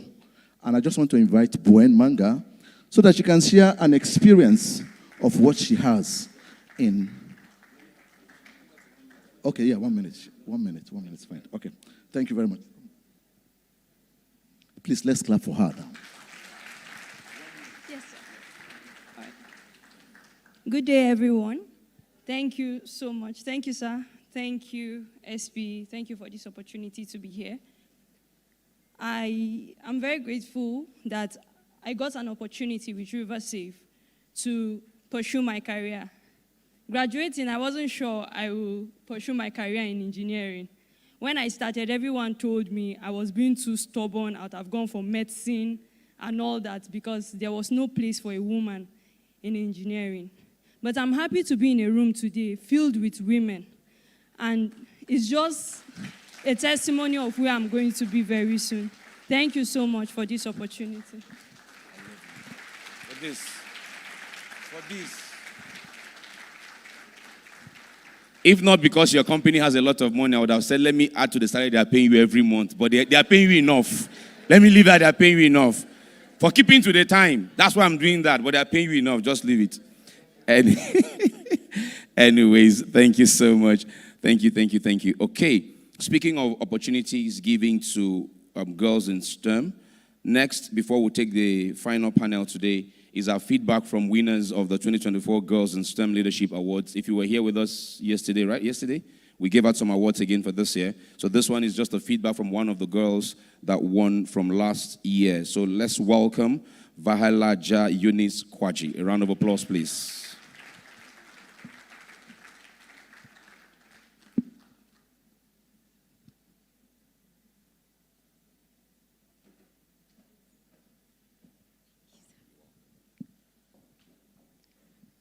Good evening, sirs, Amaz, all protocols duly observed. I am Vahelaja Eunice Kwaji, and I'm one of the females that won the Girls in STEM Award last year. And so this is a list of us. We're the STEM Nova group. It consists of Eunice, Temitokwe, Christabel, Blessing, Daniela, and Grace, all 6 of us. And so our theme for Girl in STEM is centered around 4 major parts. Okay, centered around 4 major parts: leadership, community, volunteering, and then we celebrate our achievements. Next slide. Yes. So we actually have different sections that we chose. Either leadership, community service, as I mentioned, and Temitokwe mentioned, a true leader is one who cares about continuous growth, inspires others, and expands a vision for the future. And she also mentioned, as Girl in STEM, we lead with care, a hunger for growth while inspiring others. Grace mentioned volunteering is a gateway to meaningful experience, personal development, and powerful connections. It helps you step out of your comfort zone, gain valuable skills, and contribute to something bigger than yourself. As you grow, give, and connect, you will not only uplift others, but also discover your true potential. In giving, we find purpose, and in purpose, we find ourselves. And that is what consists of the GIS. For leadership, we all had different roles that we played in our different parts and walks of life after getting the Girl in STEM award. And we are grateful for the Women Leadership Program because it's due to that we're able to achieve a lot of these things. Grace was able to be a part of the welfare lead for the Nigerian Society of Chemical Engineers, as well as selection for the Millennium Campus Network, where she was a co-lead. I led the technical bid submission for a company during the 2024 NUPRC bid. Temitokwe completed the Aspire Leadership Development Program by the Harvard Business School. Daniela led Girl Up Uniports, while Blessing was part of, she coordinated the outreach for an orphanage visit during her NYSC, and Christabel was selected for the Aspire Leadership Program. For community service, I believe through community service, bridges are not built only for ourselves, but for the girl child waiting on the other side of opportunity, ready to dream, and to lead, and to change our world. While Blessing said a thriving community isn't built by chance, it is built by choice. Every act of service, no matter how small, sends a ripple of hope that can turn tides. Following that, these are parts of the community service that we have done. We did a STEM training session and for secondary school engagements, which Temitokwe did, where she was a speaker for 300 level students, for academic guardians. I also did an essay writing workshop as an opportunity to give back, and I volunteered for the project engineering group for the Help the Amputee Foundation for victims of insurgent attack. I mentioned earlier, Grace is a part of the Millennium Campus Network, and where she did a project on quality education, and also was part of unpacking STEM careers and maximizing opportunities, all from the experiences of being a part of the Girl in STEM. Christabel held the secondary school outreach. Daniela did a STEM in You campaign, a mental health awareness outreach, very important. And they were speakers for events, they coordinated events. Daniela, Christabel also did HIV/AIDS World Day celebration outreach. So we're trying to reach as much people as possible. For volunteering, Temitokwe was selected for a mental health awareness campaign and was awarded Volunteer of the Month for the SPEYP, Worry. Footminas chapter awarded Grace for Outstanding Volunteer. You can go to the next slide. And for academic achievements, I graduated with a CGPA of 4.99 over 5.0. I was overall best graduating student, first runner-up, overall best graduating female student, class of 2024 from Nile University of Nigeria, and received the Upward Outstanding Academic Excellence Award. Temitokwe completed, can you go back? She completed our service, school, chemical engineering. Grace also did chemical engineering. And for professional achievements, we all got NYSC posting. Grace was posted to Achieving Energy. I was posted to NUPRC, as well as Blessing. And then Daniela was posted to Cypher Crescent, in which we're all learning and developing well. Can you go to the next slide? Thank you. So another one for personal achievement, I was also selected out of 60 participants from over a pool of 2,000 for the 2025 Young Talent Program at Lagos Business School. Christabel facilitated a young professional program themed content creation with CapCut. And a part of this slide I wanted to mention is not only our commitment to volunteering, academic excellence, and so on, it's also our commitment to diversify and to excel in whatever situation we find ourselves. That's part of the GIS. Thank you. So, next slide. So, in conclusion, our theme as STEM Nova, and what we always look forward to as part of our awardees for GIS, is expanding our impact through community-centered STEM achievements, championing the empowerment of the girl child through education and mentorship, collaborating with like-minded leaders to drive sustainable change, as well as embracing lifelong learning and professional growth. Thank you.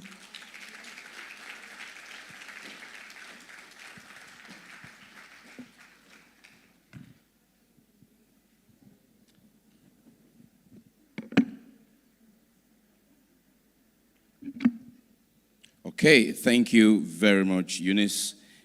I heard you say you took part in the bid for a company, and now you are serving at NUPRC. Intelligence is good, Jerry. So you went to present technical, but NUPRC saw you and say, come and serve with us, come and serve. Take your academics serious. So please give all of them a round of applause. Amazing, amazing. Onwards to the final panel we go. It is simply on the power of collaboration, women-driven initiatives in energy startups, and corporate innovation. Let's begin. Executive Director of WIMBIS is on our panel. Let's welcome Mrs. Omowumi Akingbo Hungwe. You are welcome. Also on the panel, let's welcome Lead Consultant, Anthrop Management Limited, Mrs. Dorcas James. You're welcome. Joining them, you're coming this way, ma. Come this way, come this way, come this way, come this way. You are here. Thank you very much. Please, to her immediate right, ma'am. Thank you very much. Also with them on the panel is Group Managing Director and Chief Executive Officer of West Power and Gas Limited, Mrs. Walla Joseph Kondoti. You are to Mrs. James's immediate right, madam. Joining them, welcome Deputy Director, Media Relations, NDIC, Mrs. Hawau Gambo. All the way, ma, all the way. Come, come, come. Yes, yes, yes. Right there. Thank you very much. You are to her immediate right, madam. Thank you very much.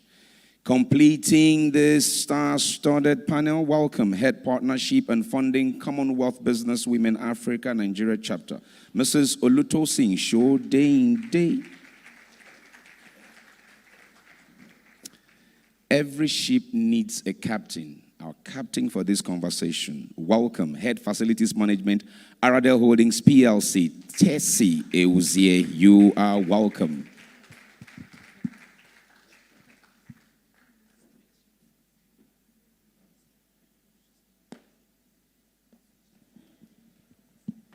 Okay. Tessie, before I pass it to you, don't worry, your time has not started. I have been reminded of something very important by my council chair, and that is the kind of advice that the medical experts give. We started this event sometime at about 1:30. It's approximately 2 hours and 3 minutes that we've been sitting. Can you just stand for a few seconds? Please stand for a few seconds. Stand for a few seconds. So now you just stretch a bit. You stretch a bit, but don't hit the person next to you. Prophet, someone wants to jog. It's okay to jog. As long as you're not hitting the person next to you, it's all right. It's just a little stretch to your left, to your right. Raise your leg. Nobody should be seated now, right? Just be sure you're standing. It's just for a few, just about 30 seconds to a minute, and then we'll take a seat and carry on. The panel, as you know, is already on stage, and we are gearing to listen to their brilliant contributions, and we get it going. So maybe next year we'll do something they do at Upwen. Upwen brings somebody who does a bit of little aerobics, not so much of it, just come and give you some shaky here, shaky there. So we'll do some upwind next year. We're going to do that. We'll do some upwind next year. Not this year. Some upwind women are there, I can tell. Please take your seat again, ladies and gentlemen. Thank you very much. All right, Tessie, the show is yours. Now, Tessie, your time starts.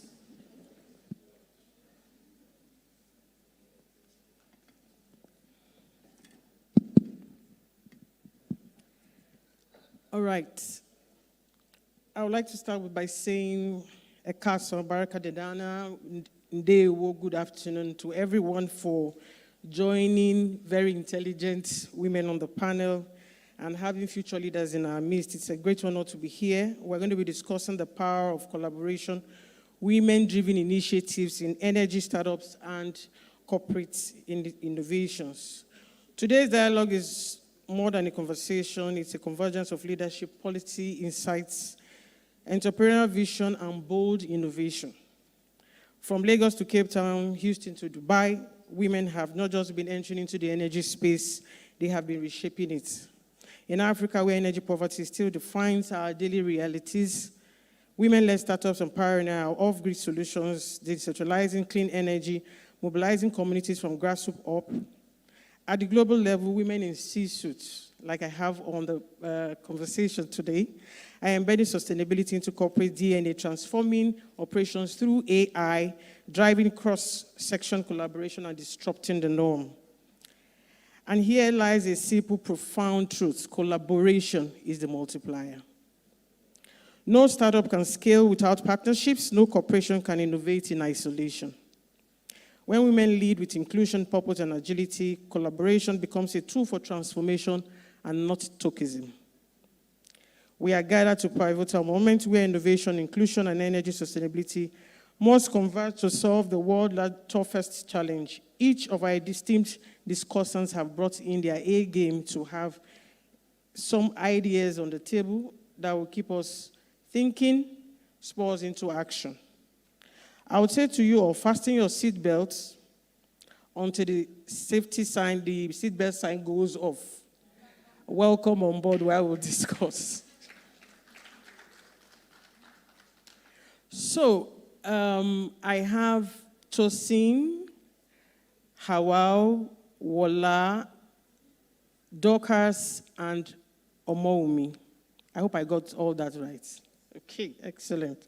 So I'm going to be starting with Wola.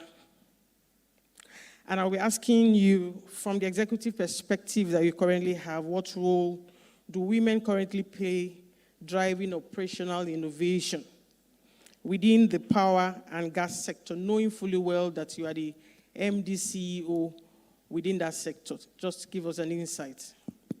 Okay. Good afternoon, everyone. It's an absolute pleasure to be here. In the power sector today, I would say women play a very, very critical role.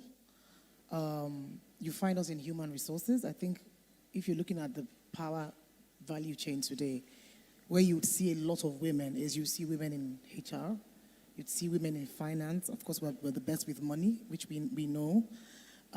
You see women in areas like corporate communications. You see women in areas like administration.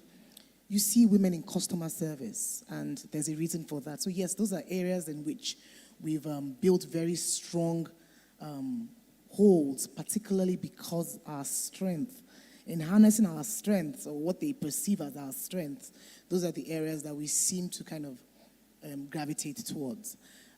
I should add that our numbers not being a lot in the more technical space is not necessarily because, I wouldn't necessarily say because we're not hiring there. I think there's a bit of a dearth of knowledge in that area, or expertise in that area. So if you go to an engineering class today in any university, you would see that. I remember in my engineering class, we had like 3 female engineers, not my engineer, but my set. I didn't read engineering. But in my set, you had probably like 3 female engineers. So you can see that there's not really a lot of women going into that field, or there wasn't in those days. And that's the reason why we have the STEM initiatives coming up now to put more women and let women know that there are opportunities in that space. I'll just stop there. Thank you very much for that insight. And I think the first panel session has actually provided a lot of insight on how that gap can actually be closed. Dorcas, I'll go to you as someone deeply involved in organizational transformation. Yeah, I know you have experience in that in consulting. What would you say is the first mindset or structural shift to be embedded for inclusion? Good afternoon, everyone. It's a pleasure being here this afternoon. Okay, to that question, the first thing I want startups to have in mind is that diversity and inclusion is not expensive. Now, a lot of startups have the challenges of finance, and also it hinders a lot of innovations. But when it comes to diversity and inclusion, it is not expensive. That's the first mindset that needs to be put in mind by the startups. Another thing is for the startups to know that diversity and inclusion is a strategic step. It should not be driven by compliance mindset. Rather, it should be driven by value mindset. Most often, organizations do things because some statutory requirements require them to do it. But when an organization puts something in mind as a strategic value-driven innovation, they embed it from the beginning. When you embed your diversity and inclusion in the recruitment process, in your decision making, in the kind of team formation that you have, you see, you build along with it, rather than waiting that, oh, okay, after 1 year, after 2 or 5 years, we'll get to that level where we start putting that into consideration. You put it into consideration from the very beginning of setting up your business. And that goes a long way to help businesses to thrive. Because when you have diversity and inclusion, it means that you have a mixed set of skills in your team. You have a mixed set of thoughts. When decisions are to be made, it's not going to be skewed to one side. It's going to be an all-inclusive decision. So those are two critical things that I like startups to have in mind when thinking of diversity and inclusion in their business. Thank you. Thank you, Dorcas. And I think two things that stood out for me from what you have mentioned is, number one, cost efficiency is not expensive, so don't be scared. Because I know funding is a big issue for women right now. Then the second one is that it should be value-driven. So those are the two mindsets everyone should have if you are getting into startups. I would like to come to Omowumi and say, from your experience in WIMBs, how would you describe the current landscape for women leadership in energy? Thank you, and good afternoon again, everyone. So when it comes to the women in leadership landscape in the energy sector, I mean, WIMBs has been in existence for about 24 years now. And if you look way back, about 20 years to now, women, not even in leadership now, for the workforce generally, is definitely in the figures of around lower than 10%. But as of today, if I remember my statistics well, women in the workforce is about 22% in this sector. And but the leadership cadre still remains barely below 10%. So while it's not all doom and gloom, there's a lot of progress that has been made in that sector. I mean, I must at this point celebrate the Society of Petroleum Engineers. You have a female executive council. I think that is what celebrating. Put your hands together for that. That's improvement. And we see quite a number of women too springing up in these leadership positions. And sometimes people might wonder why. Why are we so particular about this? If the women are in other spaces, it's all right. Decisions are being made at the table. And it's important to have that diverse views and perspectives, not only just for the numbers, because people do have, I mean, you did mention on tokenism earlier. It's really because when you have a diverse table of decision makers, perspectives are all factored in. And one of the key things that we're trying to drive alongside, and I know we're also talking about collaboration, is to be able to create visibility for women in leadership that are already doing very amazingly well. The business case of gender diversity is what needs to be projected very well. Thank you. Thank you. Thank you. Please put your hands together for her and Wimbies. From what she has mentioned, I see that you are not just amplifying voices, you are just shaping women into getting into the leadership role of energy and changing the ecosystem like we currently have it today. So well done to Wimbies. I would like to speak with Tosin. So Tosin, in your work in advocating for women and youth, right? Yeah. The structural challenges you see and what still hinders the participation, of people in the board or innovation? How do you tackle them? What's still hindering that participation? Just give us an insight.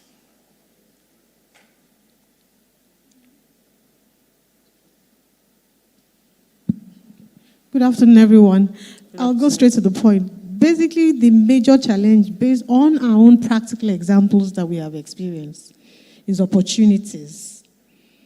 Opportunities that are bound, but which women do not have the options of being acceptable or being able to access it. Both the women and the youth. We have so many diverse and practical experience. At a certain time, a couple of years back, we organized a program where we did a youth idea lab, where we had a competition with youth bringing up a lot of innovations. And then out of all of them, we chose 10.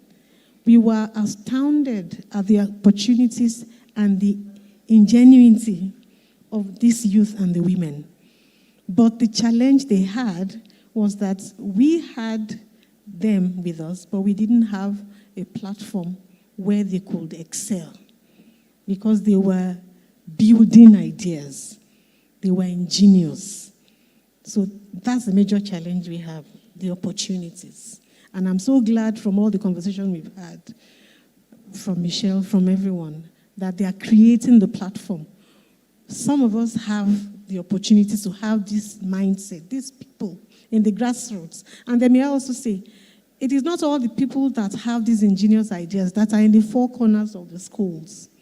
By virtue of our own engagements, we work with grassroots, even youth that are not in school, by virtue of challenges from parents, from the environment.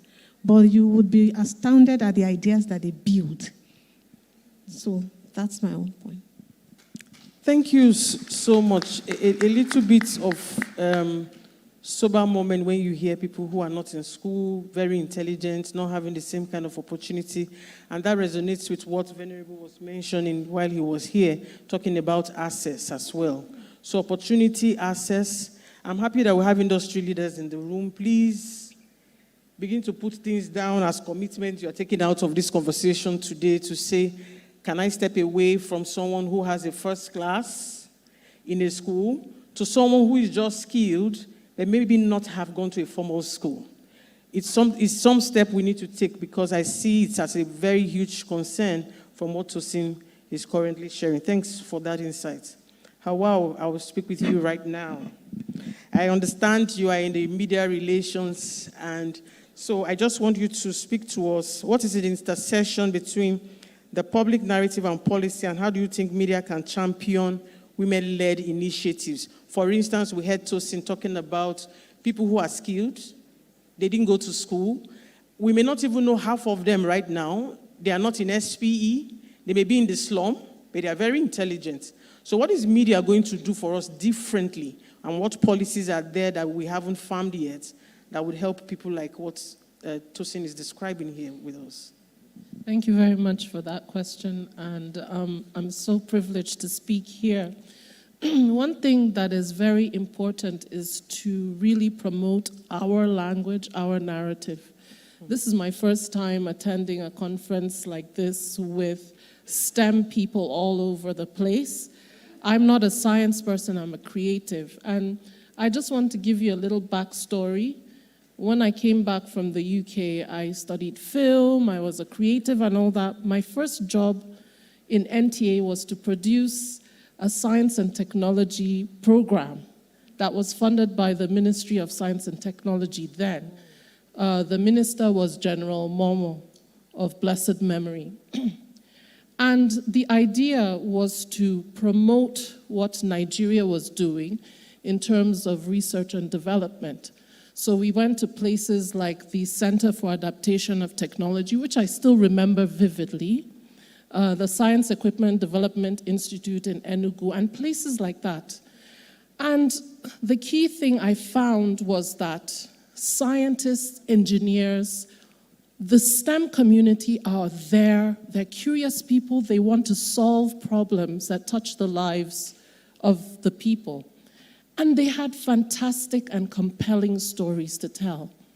Can we turn your competition into a reality show? What is it called? Whose idea is it? Youth Idea Lab.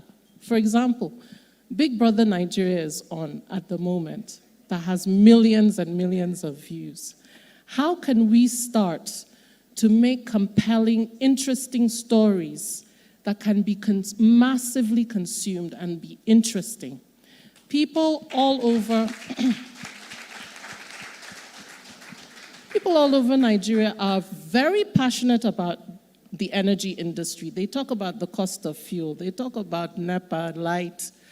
The biggest consumers of energy are women, and yet almost 20 million of them are financially excluded. How can we bring these compelling stories out so that policymakers, leaders can pay attention? Don't forget, the same television programs we watch, the social media we consume, they also consume as well.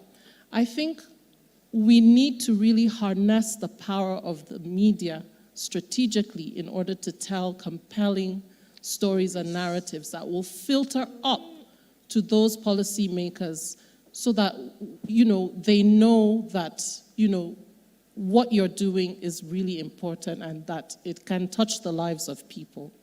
Thank you. Thank you very much. Please put your hands together for her. Howard, thank you for providing one-step change to the concern I currently... Tosin has actually given me a body, with that insight.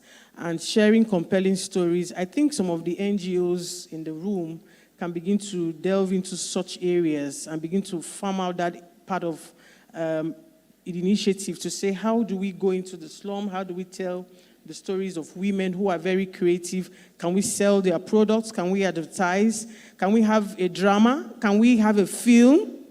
Is there something we can have like an article every month or every year? And they tell these stories and begin to market it amongst women and in schools.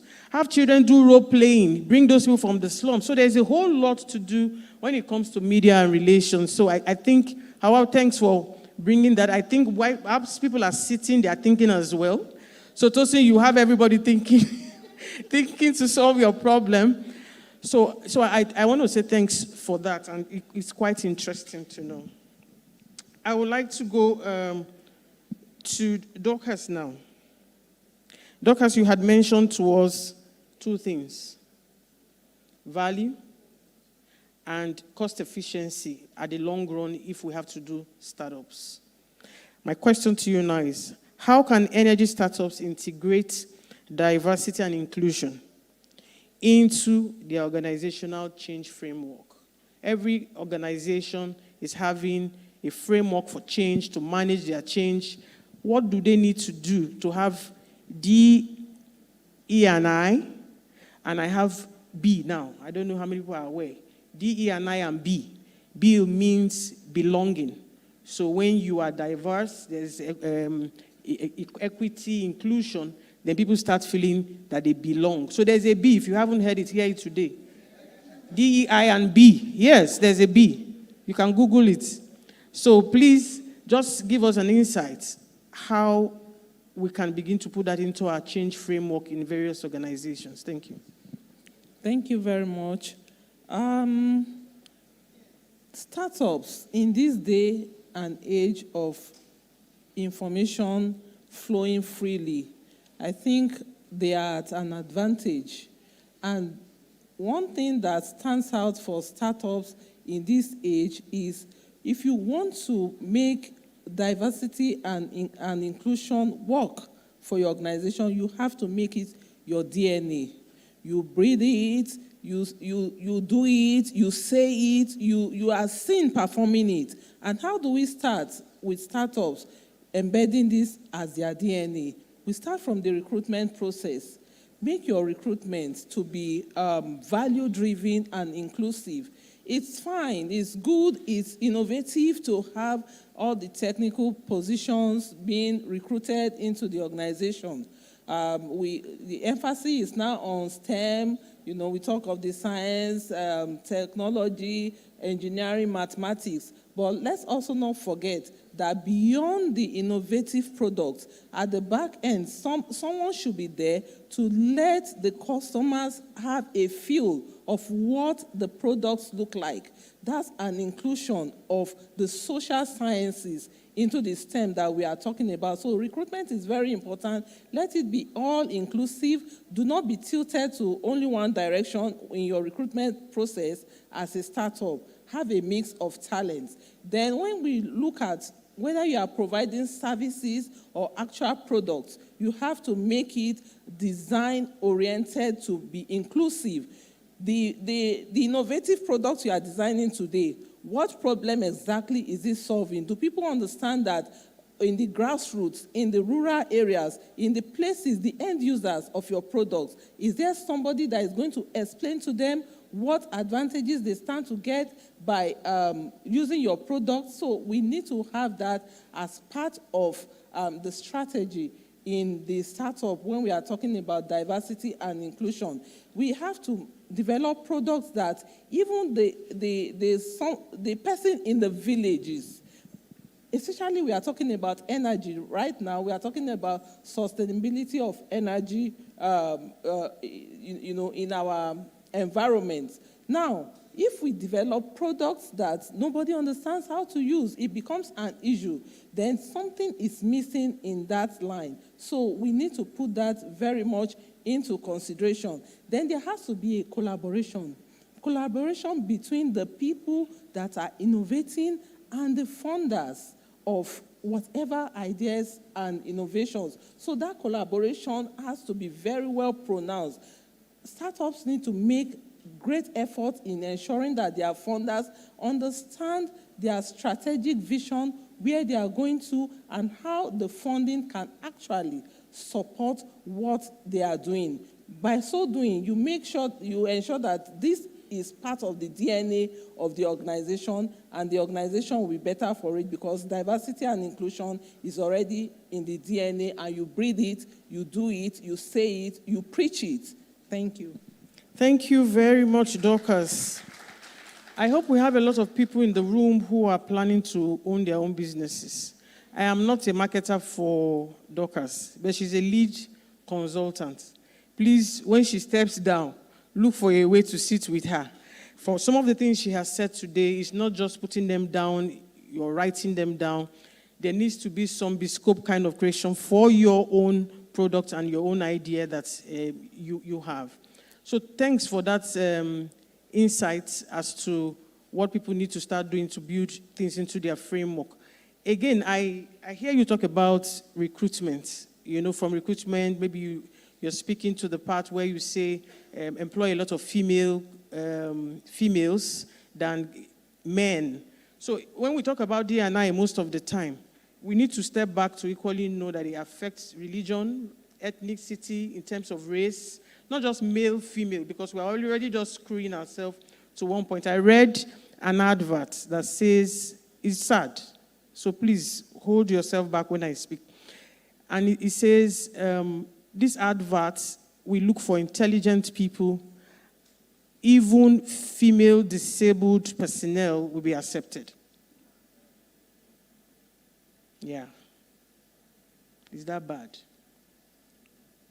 So for me, the story we tell, the way we write it, and that's why you need people like Bosso. I don't know if she stepped out to Bosso, if she's still in the room. You need her for things like communication. What do you put out? What do you say? And that's what she's talking about. How do you sell your products? Who are you speaking to? You want to make a product. Have you considered people who have issues with a kind of shape or a kind of fragrance or kind of color? How are you putting them into consideration? So what she's talking about is bigger than this conversation we're having here. So please, if you know you are planning to rebrand or do anything of such, or you want to start up, please start speaking with people like Dorcas. Dorcas, I hope you are willing to take questions after now. Okay. All right. And PSP, whatever comes out of it, I'm sure Council Chair will say if you pay them. All right, I will go to the next person. Among me, I would say, Wimbies, you have mentioned what you do. I know you mentioned things about bringing up women in the workspace, some of them in the school.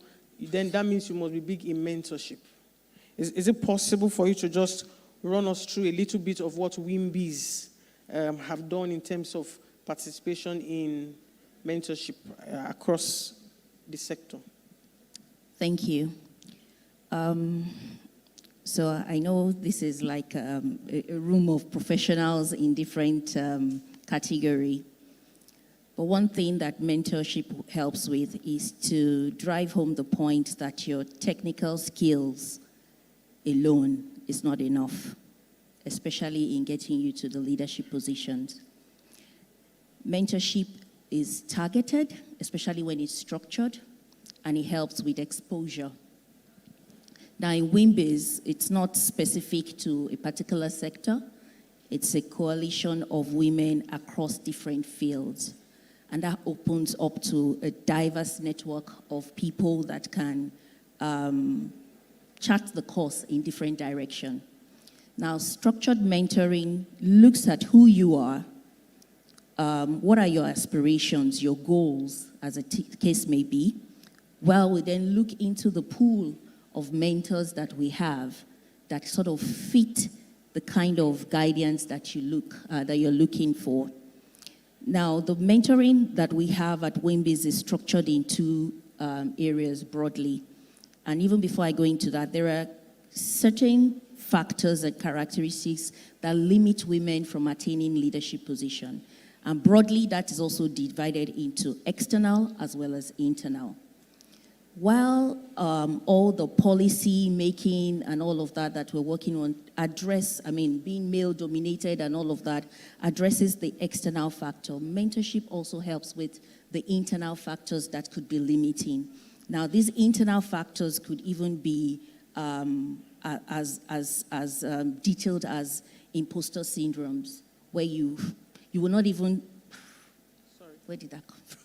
You will not even, you'll see women that are capable, have the capacity, but just would not even aspire because they feel they don't stand a chance in this male-dominated industry. So even when the doors are opened, where there are vacancies, you see women in some instances that will not even bother to apply.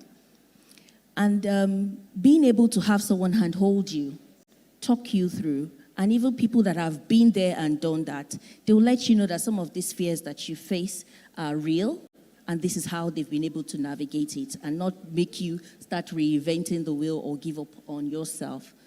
The second level of mentorship is now for the senior executive women and helping them to be board ready.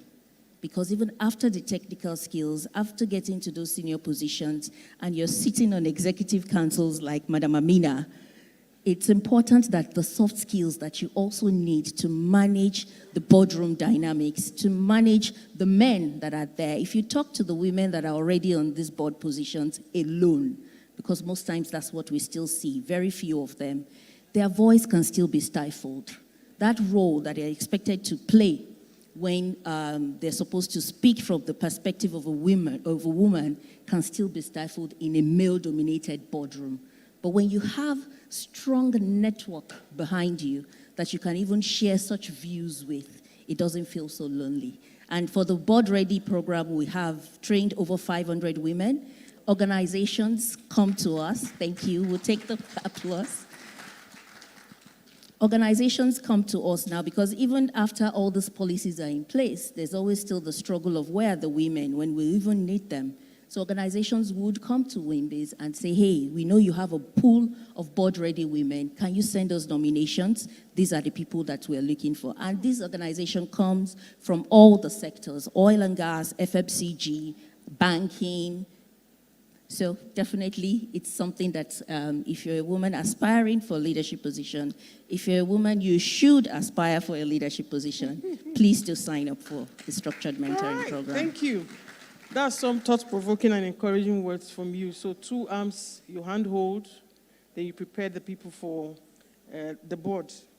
And you just said something that if you speak with some people who are at the board alone, sometimes you still hear them they may be sitting as strong people.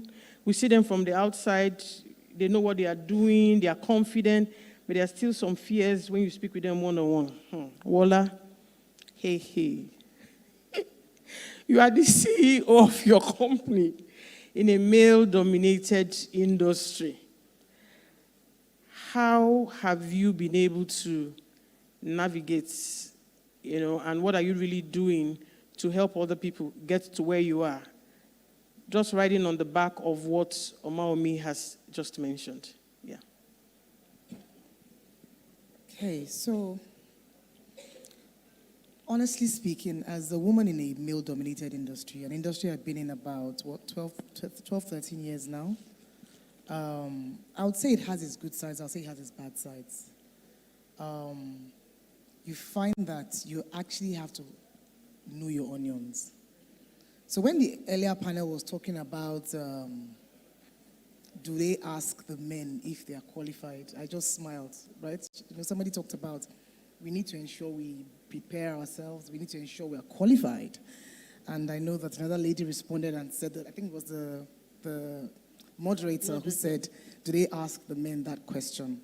The truth is they don't ask the men that question, but that's the reality of what we need to deal with today. You have to make sure, apart from getting your BL, you have your LLB, if you're a lawyer. If you have your LLB, that's still nothing. You have to get an LLM. And in some cases, you go further and get an MBA or even a PhD after that. So you find women being very qualified and bringing their A game. So yes, I've had to deal with scenarios where men have spoken to me in a derogative way. I've had a man ask me if that's how I talk to my husband at home. And trust me, I'm at a senior level. But it's not, I don't think it's all gloom, I'll be honest with you, if you know your onions. I don't think it's all gloom. I think it's extremely important that we women stay bold and we step up. We deal with a lot of things. We have children. I just had a baby, well, not just like 2 years, it's 2 years now, but we take time off to have children, and that sets us back. When you take time off a laddered system to go and have children, the men there, before you know it, they promote them ahead of you, But you have to have children, don't you? I mean, the men don't go to have children. I mean, my daughter's English teacher, math teacher's wife had a baby, and he was coming to work the next. I said, excuse you, go back to work and go back home and stay with your wife. You just had a baby. It's not just her, So, but those are the luxuries that men tend to enjoy, and that's part of what I've dealt with. What have we done? ECO has actually been, and I would say the group has actually been quite deliberate. I will use ECO because ECO has more staff. ECO has about 4,000 plus staff. So ECO is like my biggest subsidiary, if I'm going to put it that way. And even from when I was there as the chief legal, we were extremely deliberate about it. I'll tell you, my board has been extremely deliberate. At the senior management level, when I was there, about half of the senior management were females. You find a lot, and look, and I'm not trying to, the gentleman beside me kept saying, women, we don't support it. He kept whispering to me, but you people support each other. I said, look, forget all of that. When I look at the list, the most loyal, the most committed, the most hardworking, you will find a woman. Forget any other thing. You will find women that will stay in organizations 10 years, 15 years, but the men have jumped to 3-4 organizations. So if you're an entrepreneur, you're a CEO, you want to work with the women. That is the truth. But that being said, we women also need to bring our own A games to the table. I must say that because I've also had bad experiences with women, but I've had bad experiences with men too. So it's not just the women. Let's not make it seem like it's just the women.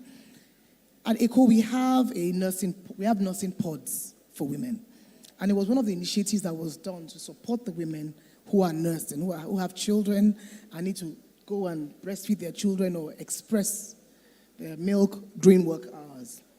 In 2015, USAID did an engendering utilities initiative with ECHO, and part of what they brought was Bring Your Daughter to Work Day. So some of those initiatives are brought in to ensure that the women, that the ladies, the young ladies can see what, I wish I was in ECHO. Now I can take my daughter to work anytime, but right now, they actually have a day where they celebrate you bringing your daughter to work, and that day is literally set aside for them. Your daughter is made, someone's daughter is made the CEO for that day, someone's daughter is made the chief HR for that day. So you have such initiatives that are being done at ECHO. At the time we bought ECHO in 2013, we had maybe 15% female in terms of staff strength. And I can tell you that is not good. We are currently at about almost 30% female staff strength. I don't think it's too good, but I can tell you it's wonderful for a distribution company. And that's because majority of our workforce are field engineers who carry ladders, who are drivers, cable jointers. We have one or two women there, interestingly. A few of them, but there are not very many that want to do it. We actually had to revisit and revise our hiring policies to give a particular quota to women, and we still didn't have enough women apply. In that quota, you probably see 2 women out of when we're requiring about 50 or 100. So there's actually, like I mentioned earlier, there's actually a dearth in that area. But with the STEM initiatives that we're doing I'm a member of Women in Energy Network, and I can tell you we're doing a phenomenal job there. Part of the STEM initiatives that we're doing is ensuring that we build this pipeline of women that can come in, even at the junior level, and at the senior level, pipeline of women that can be part of succession planning for when we leave. So the gentleman who was asking me, who is your next in line? Is he a man or is he, one gentleman was asking me, I said, well, my company is a small company, the group is a small company, but I can tell you that the CEO of ECHO is female. I can tell you the Chief Audit and Compliance Officer is female. I can tell you the Chief Corporate Services First Lady is female. And I can tell you that they are next in line. They have a plethora of female ladies there as well. So we're not doing badly at the senior level. We can do more at the lower level, I can tell you that. But like I mentioned, we have a dearth of women with that experience, with that type of technical experience in that area. Thank you. Thank you very much. Please put your hands together for her. And thanks for sharing the aspect around you've experienced some of these issues that we've been hearing since all afternoon, talking about the vulnerability in a male-dominated area. And thanks to your organization for being able to provide some kind of support system. So to all those who have organizations here or who sit in areas where you can influence things, please make it a little bit more comfortable for the females within your organization. As they give birth to their children, they want to nurse their children while they deliver value in the organization. Make it as comfortable as possible. Thank you, Wala, for that. I would go to Hawa now, and I'll be asking you 2 in 1. Just 2 in 1, and maybe it will help us to save up on time. First of all, the visibility of media in shifting the narratives for women in leadership. Then how we equally how do we manage regulatory bodies and agencies in our community just to better the aspects around female participation in energy? What are we doing? The regulatory part of it in terms of policy. Then talking about the media helping to shift the narratives for women at leadership. I must say, with an example, it's public, so it's not as if I'm initiating the idea. We have an example in Natasha, yeah?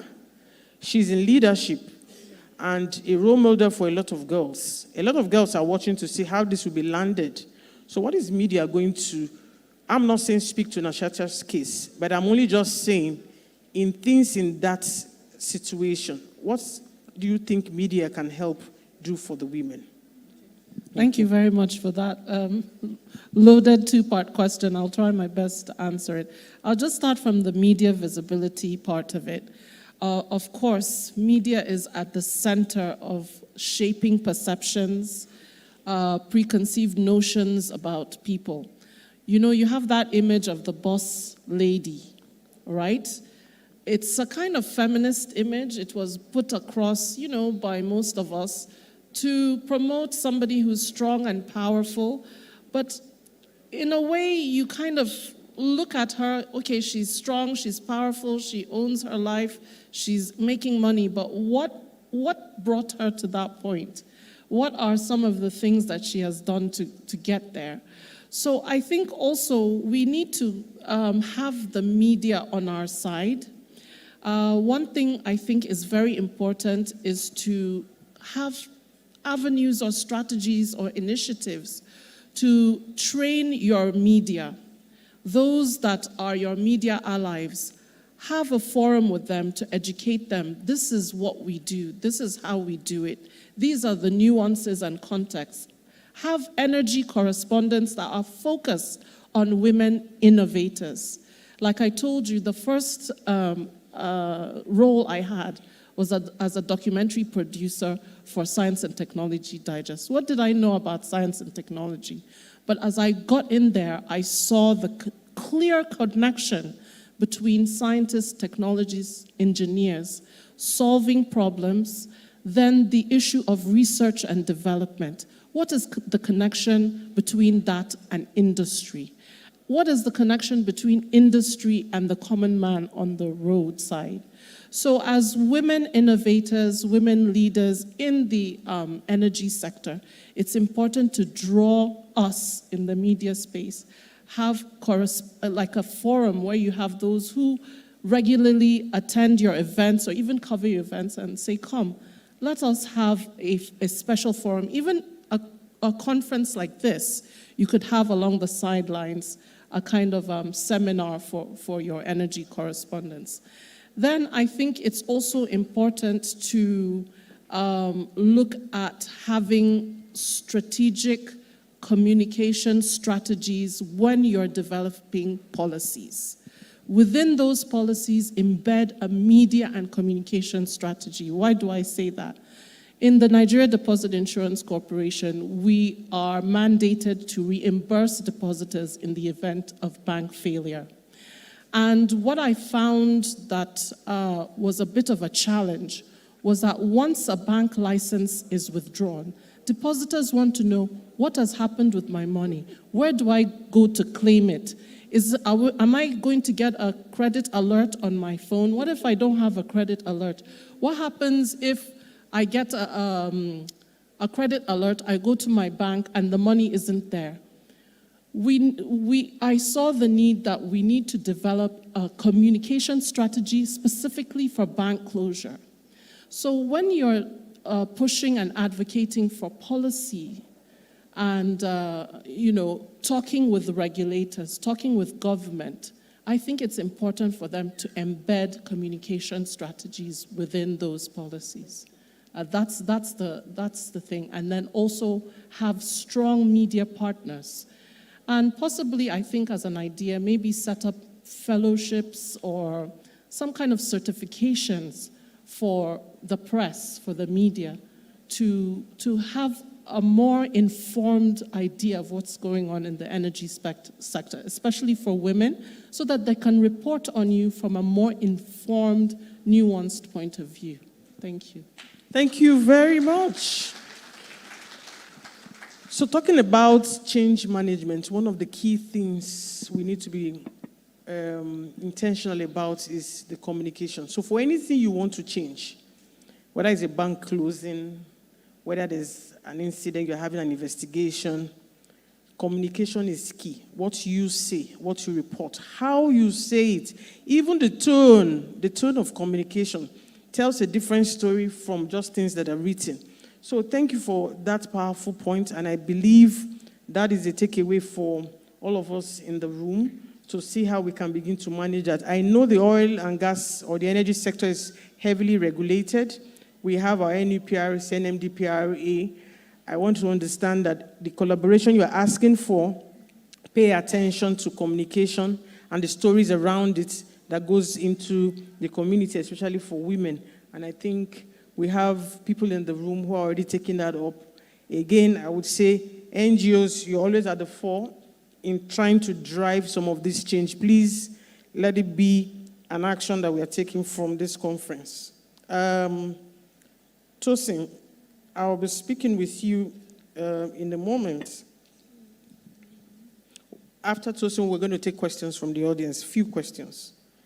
So how would your institute, I remember Women and Youth Institute, how would we be equipping young women with the knowledge and skill for startups and ESG, for example?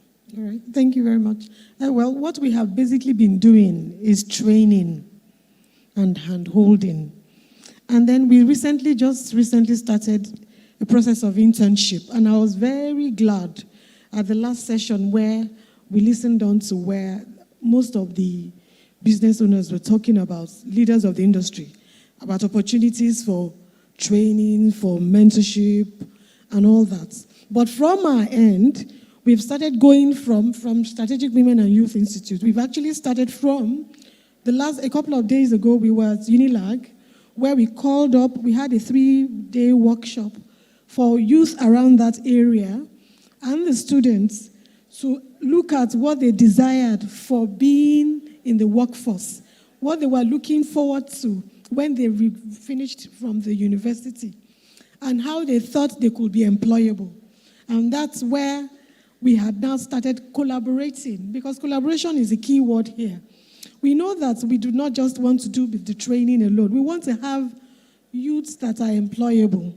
Not only women, both the women and the youth that are employable, because we know from conversations across board, across all the various cadres in business industry, that the challenge, like the story that had passed a couple of years back, where they said in quote that the youth were lazy. Unfortunately, that's not the truth. Our youths are very energetic, very innovative, but they are unfortunately not heard.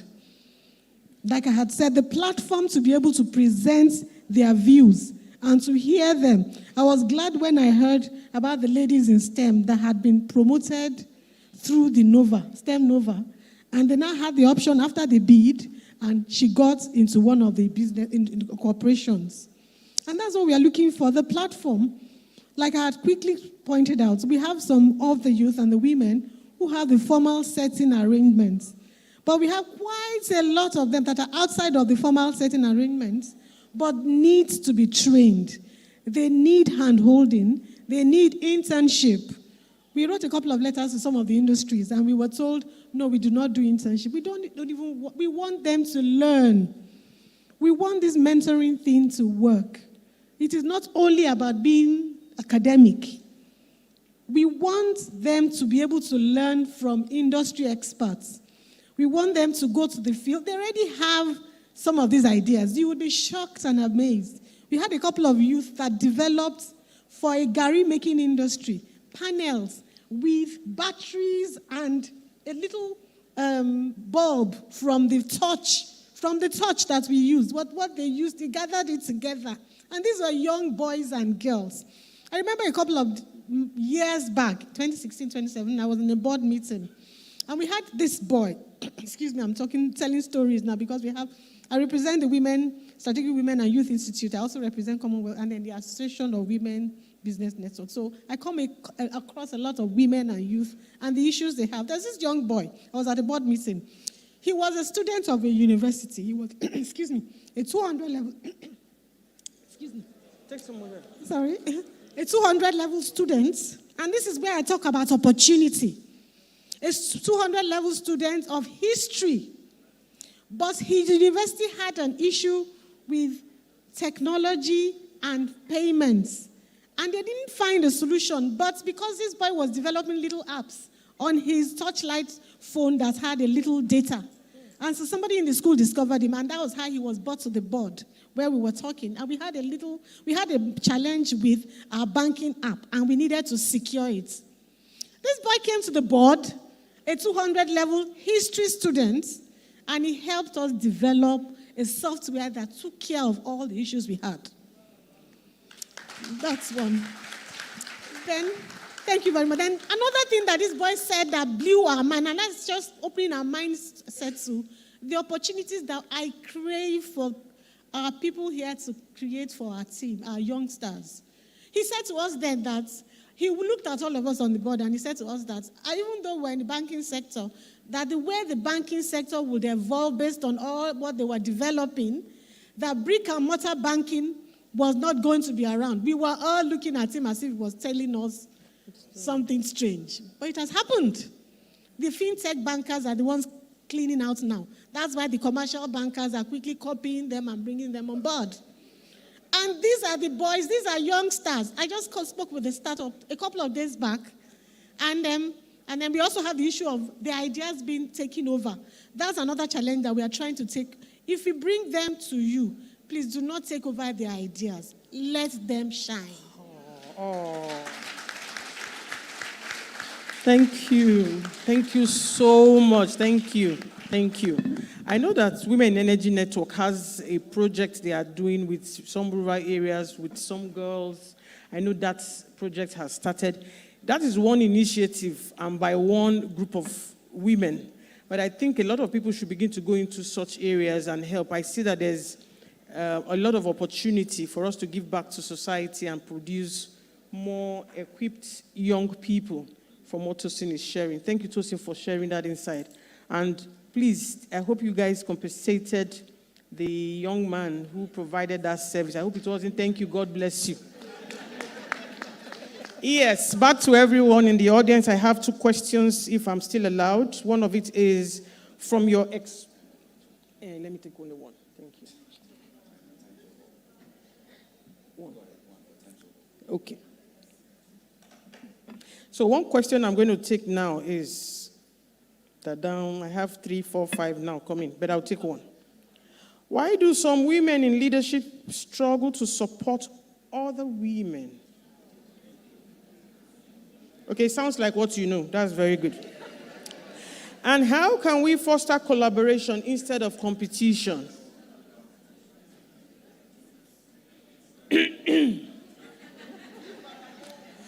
Who is going to... Oh, I should give Omawumi. Okay. Please, why? I'm interested as well. Okay, the first thing I would say is that when we look at all these various supports that is being provided, everybody wants to tell their story. Everybody wants to be able to take ownership and say, oh, we achieved this. But the end goal should be, what are we achieving? I think the Bible says that one will chase 1,000, and so things are beginning to evolve, and if you're still in the competition space, you should start moving towards collaboration. Now, collaboration can take any form. Wimbase, for instance, we formed a collaboration with Whisker, Women in Careers and Success. We formed with Whelan, Women in Leadership. What we're trying to do is in the same line, but doing it in our silos. We would achieve it, but we won't get to where we're going faster. The CEO of the NNPC Foundation mentioned it, how long it would take us to achieve breaking this barrier, 131 years. Accelerating action needs collaboration. So while we want to be able to report, especially even when people get funding to deliver on some of these things, we should have collaboration at the back of the mind, because that is how we would achieve our goal faster. It should be about the value and not about our individual promotions. Thank you. Thank you very much. For me, collaboration is a currency, and we should spend it wisely and richly. Let's hold hands together. The first question is, why? Do you have the answer to why? Why the competition? Yes, so it's the individual promotion. I achieved this. Yeah, because she's saying that there is a struggle for individual visibility, for self.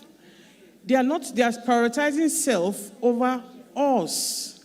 Wanting to celebrate personal achievement over we achieved it together. Everybody wants to be on the podium. Everybody wants to be heard. Everyone to have the center stage and all that. So 15 seconds. 15 seconds. I think the answer is fear, because women have been seen like they've been pushed down for so long, and they fight so much to get to that position of leadership. The underlying subconscious feeling underneath is fear. Oh my gosh, I'm in this position of leadership. I've worked so hard. This promising young star that is coming up, she may outshine me. She may take my position because there's no other safety net around. So you have managed to get to that boat, and you see about 100 other people who are swimming up to get into that boat. So you have to limit the number of the people that are coming to that boat because you fear that if they come on board, that boat is going to sink. Women, stop being afraid. And it's a fantasy. It's a fantasy that we need to destroy because it is not real. In fact, we are more powerful when we collaborate, pull each other up, and, That will be my closing, and I want to say thanks to all the beautiful... Oh, Richmond has told me I can't even say one more word. Richmond, please, you're a man in the midst of several women. Walla, please, 15 seconds. So I think the men also capitalize on this thing. And we women need to be mindful of it. Indeed, women, we are not the easiest to work with for so many reasons. We deal with a lot at home, children, childbearing, hormones, that men don't necessarily, understand or can relate to. But I think more importantly is, a lot of men realize that they can pitch a woman against another woman easily. Easily. So why is it easy? It's a conversation we need to have. It's not a conversation for this room, but it's a discussion we must have in a closed room without any men. We must sincerely...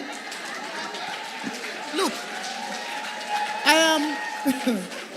I am a victim. I am a victim of being in the hands of a difficult female boss. And I've also had difficult female team members. But I've also had phenomenal, amazing female team members. So it cuts across.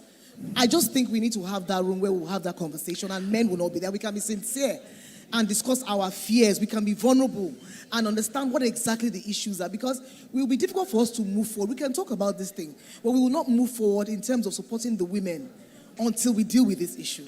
I can take it from here. So, Walla, thank you very much. And to SP Chair, an assignment has been given to you.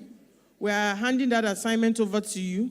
This conversation is not for here. We want the doors closed. Richmond will not be there. Don't worry.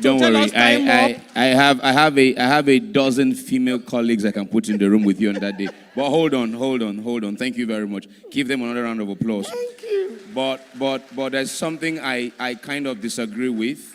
The issue of fear of someone surpassing you, I don't think is gender sensitive. Men do it, women do it. It's a human problem. But it's a human problem. Let us just move on. It's a human problem. Let's move on. Please, can I get a QR code? Just ladies, just give me a few more minutes, okay? We're done, almost there. Can I get a QR code up? Real quick. We need a feedback from you for the previous session. Which is this, previous or present? Both. Okay, we've merged both of them. We need your feedback for the both sessions. Just 1 minute, less than 2 minutes feedback.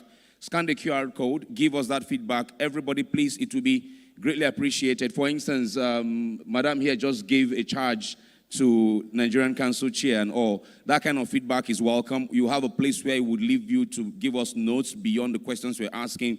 Please give us that feedback. Let me now welcome Professor Kafayat Adeyemi, the chairperson of WLP, to give the vote of thanks, and we'll give you your gifts thereafter. Prof, please.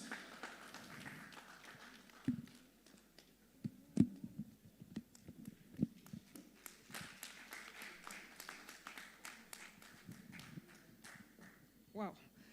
Good afternoon, ladies and gentlemen. BOT, Council Chair, Council members, our esteemed panelists, moderators, and participants. I'm so excited with the discussions, and I want to thank you all for taking time to attend this our Women Leadership Program. To my panelists, your sharing sharing your experience, insights, and engaging with us has really added value to our program. I cannot thank you enough. Moderators, thank you for the seamless flow, ensuring our conversations went seamlessly. We do appreciate that.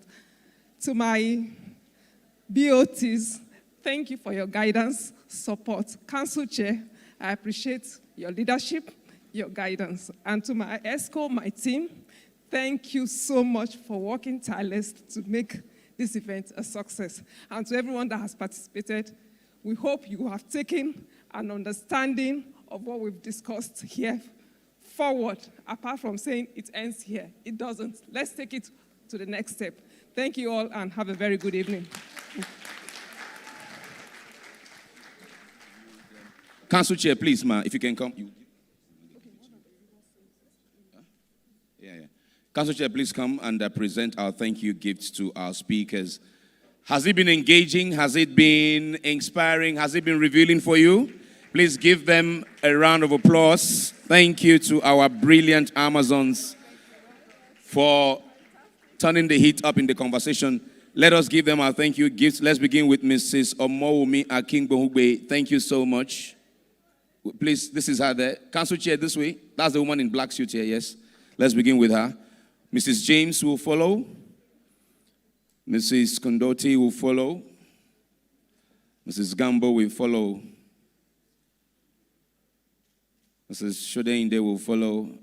And Engineer Ewuzie will complete the list like that. Thank you so much. Thank you, thank you, thank you, thank you. So we're going to have the SPE AGM. But do we have confirmed time now? 6:30, 5:30? It's 5:30. What time is AGM? 6. AGM is 6. Council Chair says 6.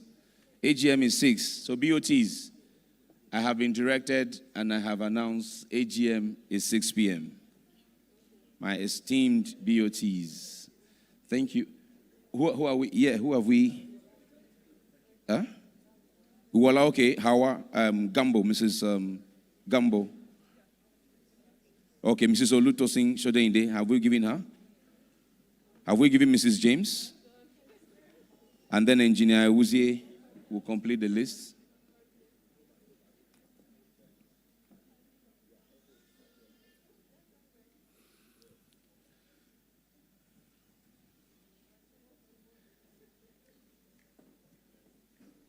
You know,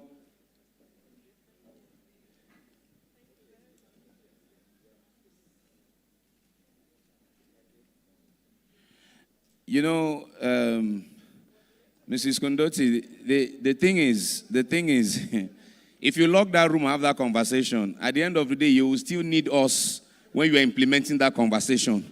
So it's better that we are there, so that when we hear, we will help you implement it better. I'm just saying, because you will need us to implement it. You give us briefing, okay. River Safe. We're giving you our sponsors. Okay.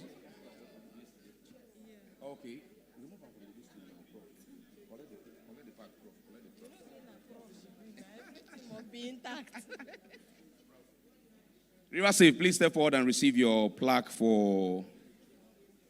Hold on, wait for a picture, ladies. Please wait for a picture. Let's River Safe, take that, and then let's allow the ladies take a family photo. Once you take that River Safe, you can please take your seats, and let's allow the ladies take their panel photo. All right, you have it. Thank you, River Safe. All right. Thank you, River Safe. Okay, let's allow our brilliant women take their bright and beautiful photo. Please go ahead. Family photo with Council Chair. Tomorrow we start again bright and early, 10 a.m. 200K up for grabs for the first person to enter the room tomorrow morning. We want to thank WEN. We want to thank WEN for partnering with WLP. I have been told that for 200K, somebody said they will sleep here. Okay, so let me tell you what happened. When we finished the first session, one of my guys called me and said, since Lagos section gave 100K, I added 100K. He wants to add that 100K that I added. And he has given me 100K. Because he has given me 100K, I'm still adding my 100K. It's not 300K. It's not 300K. Come and collect tomorrow. Don't sleep here. Because if you sleep here and you are talking to me and I'm perceiving some kind thing from your mouth, I will not give you the money.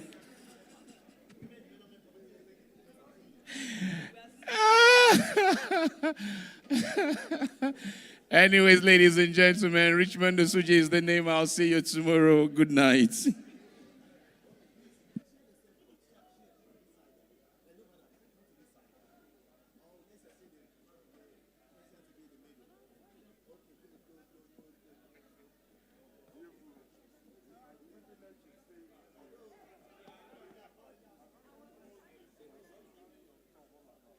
Ladies and gentlemen, please, we need to move on networking to the exhibition hall now. We're turning this place around for AGM.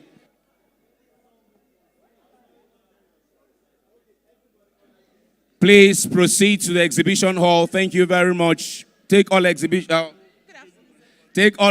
to the exhibition hall. We're turning this place around for AGM now, please, please. Technical, give me music. You know what I mean. Give me music like you understand.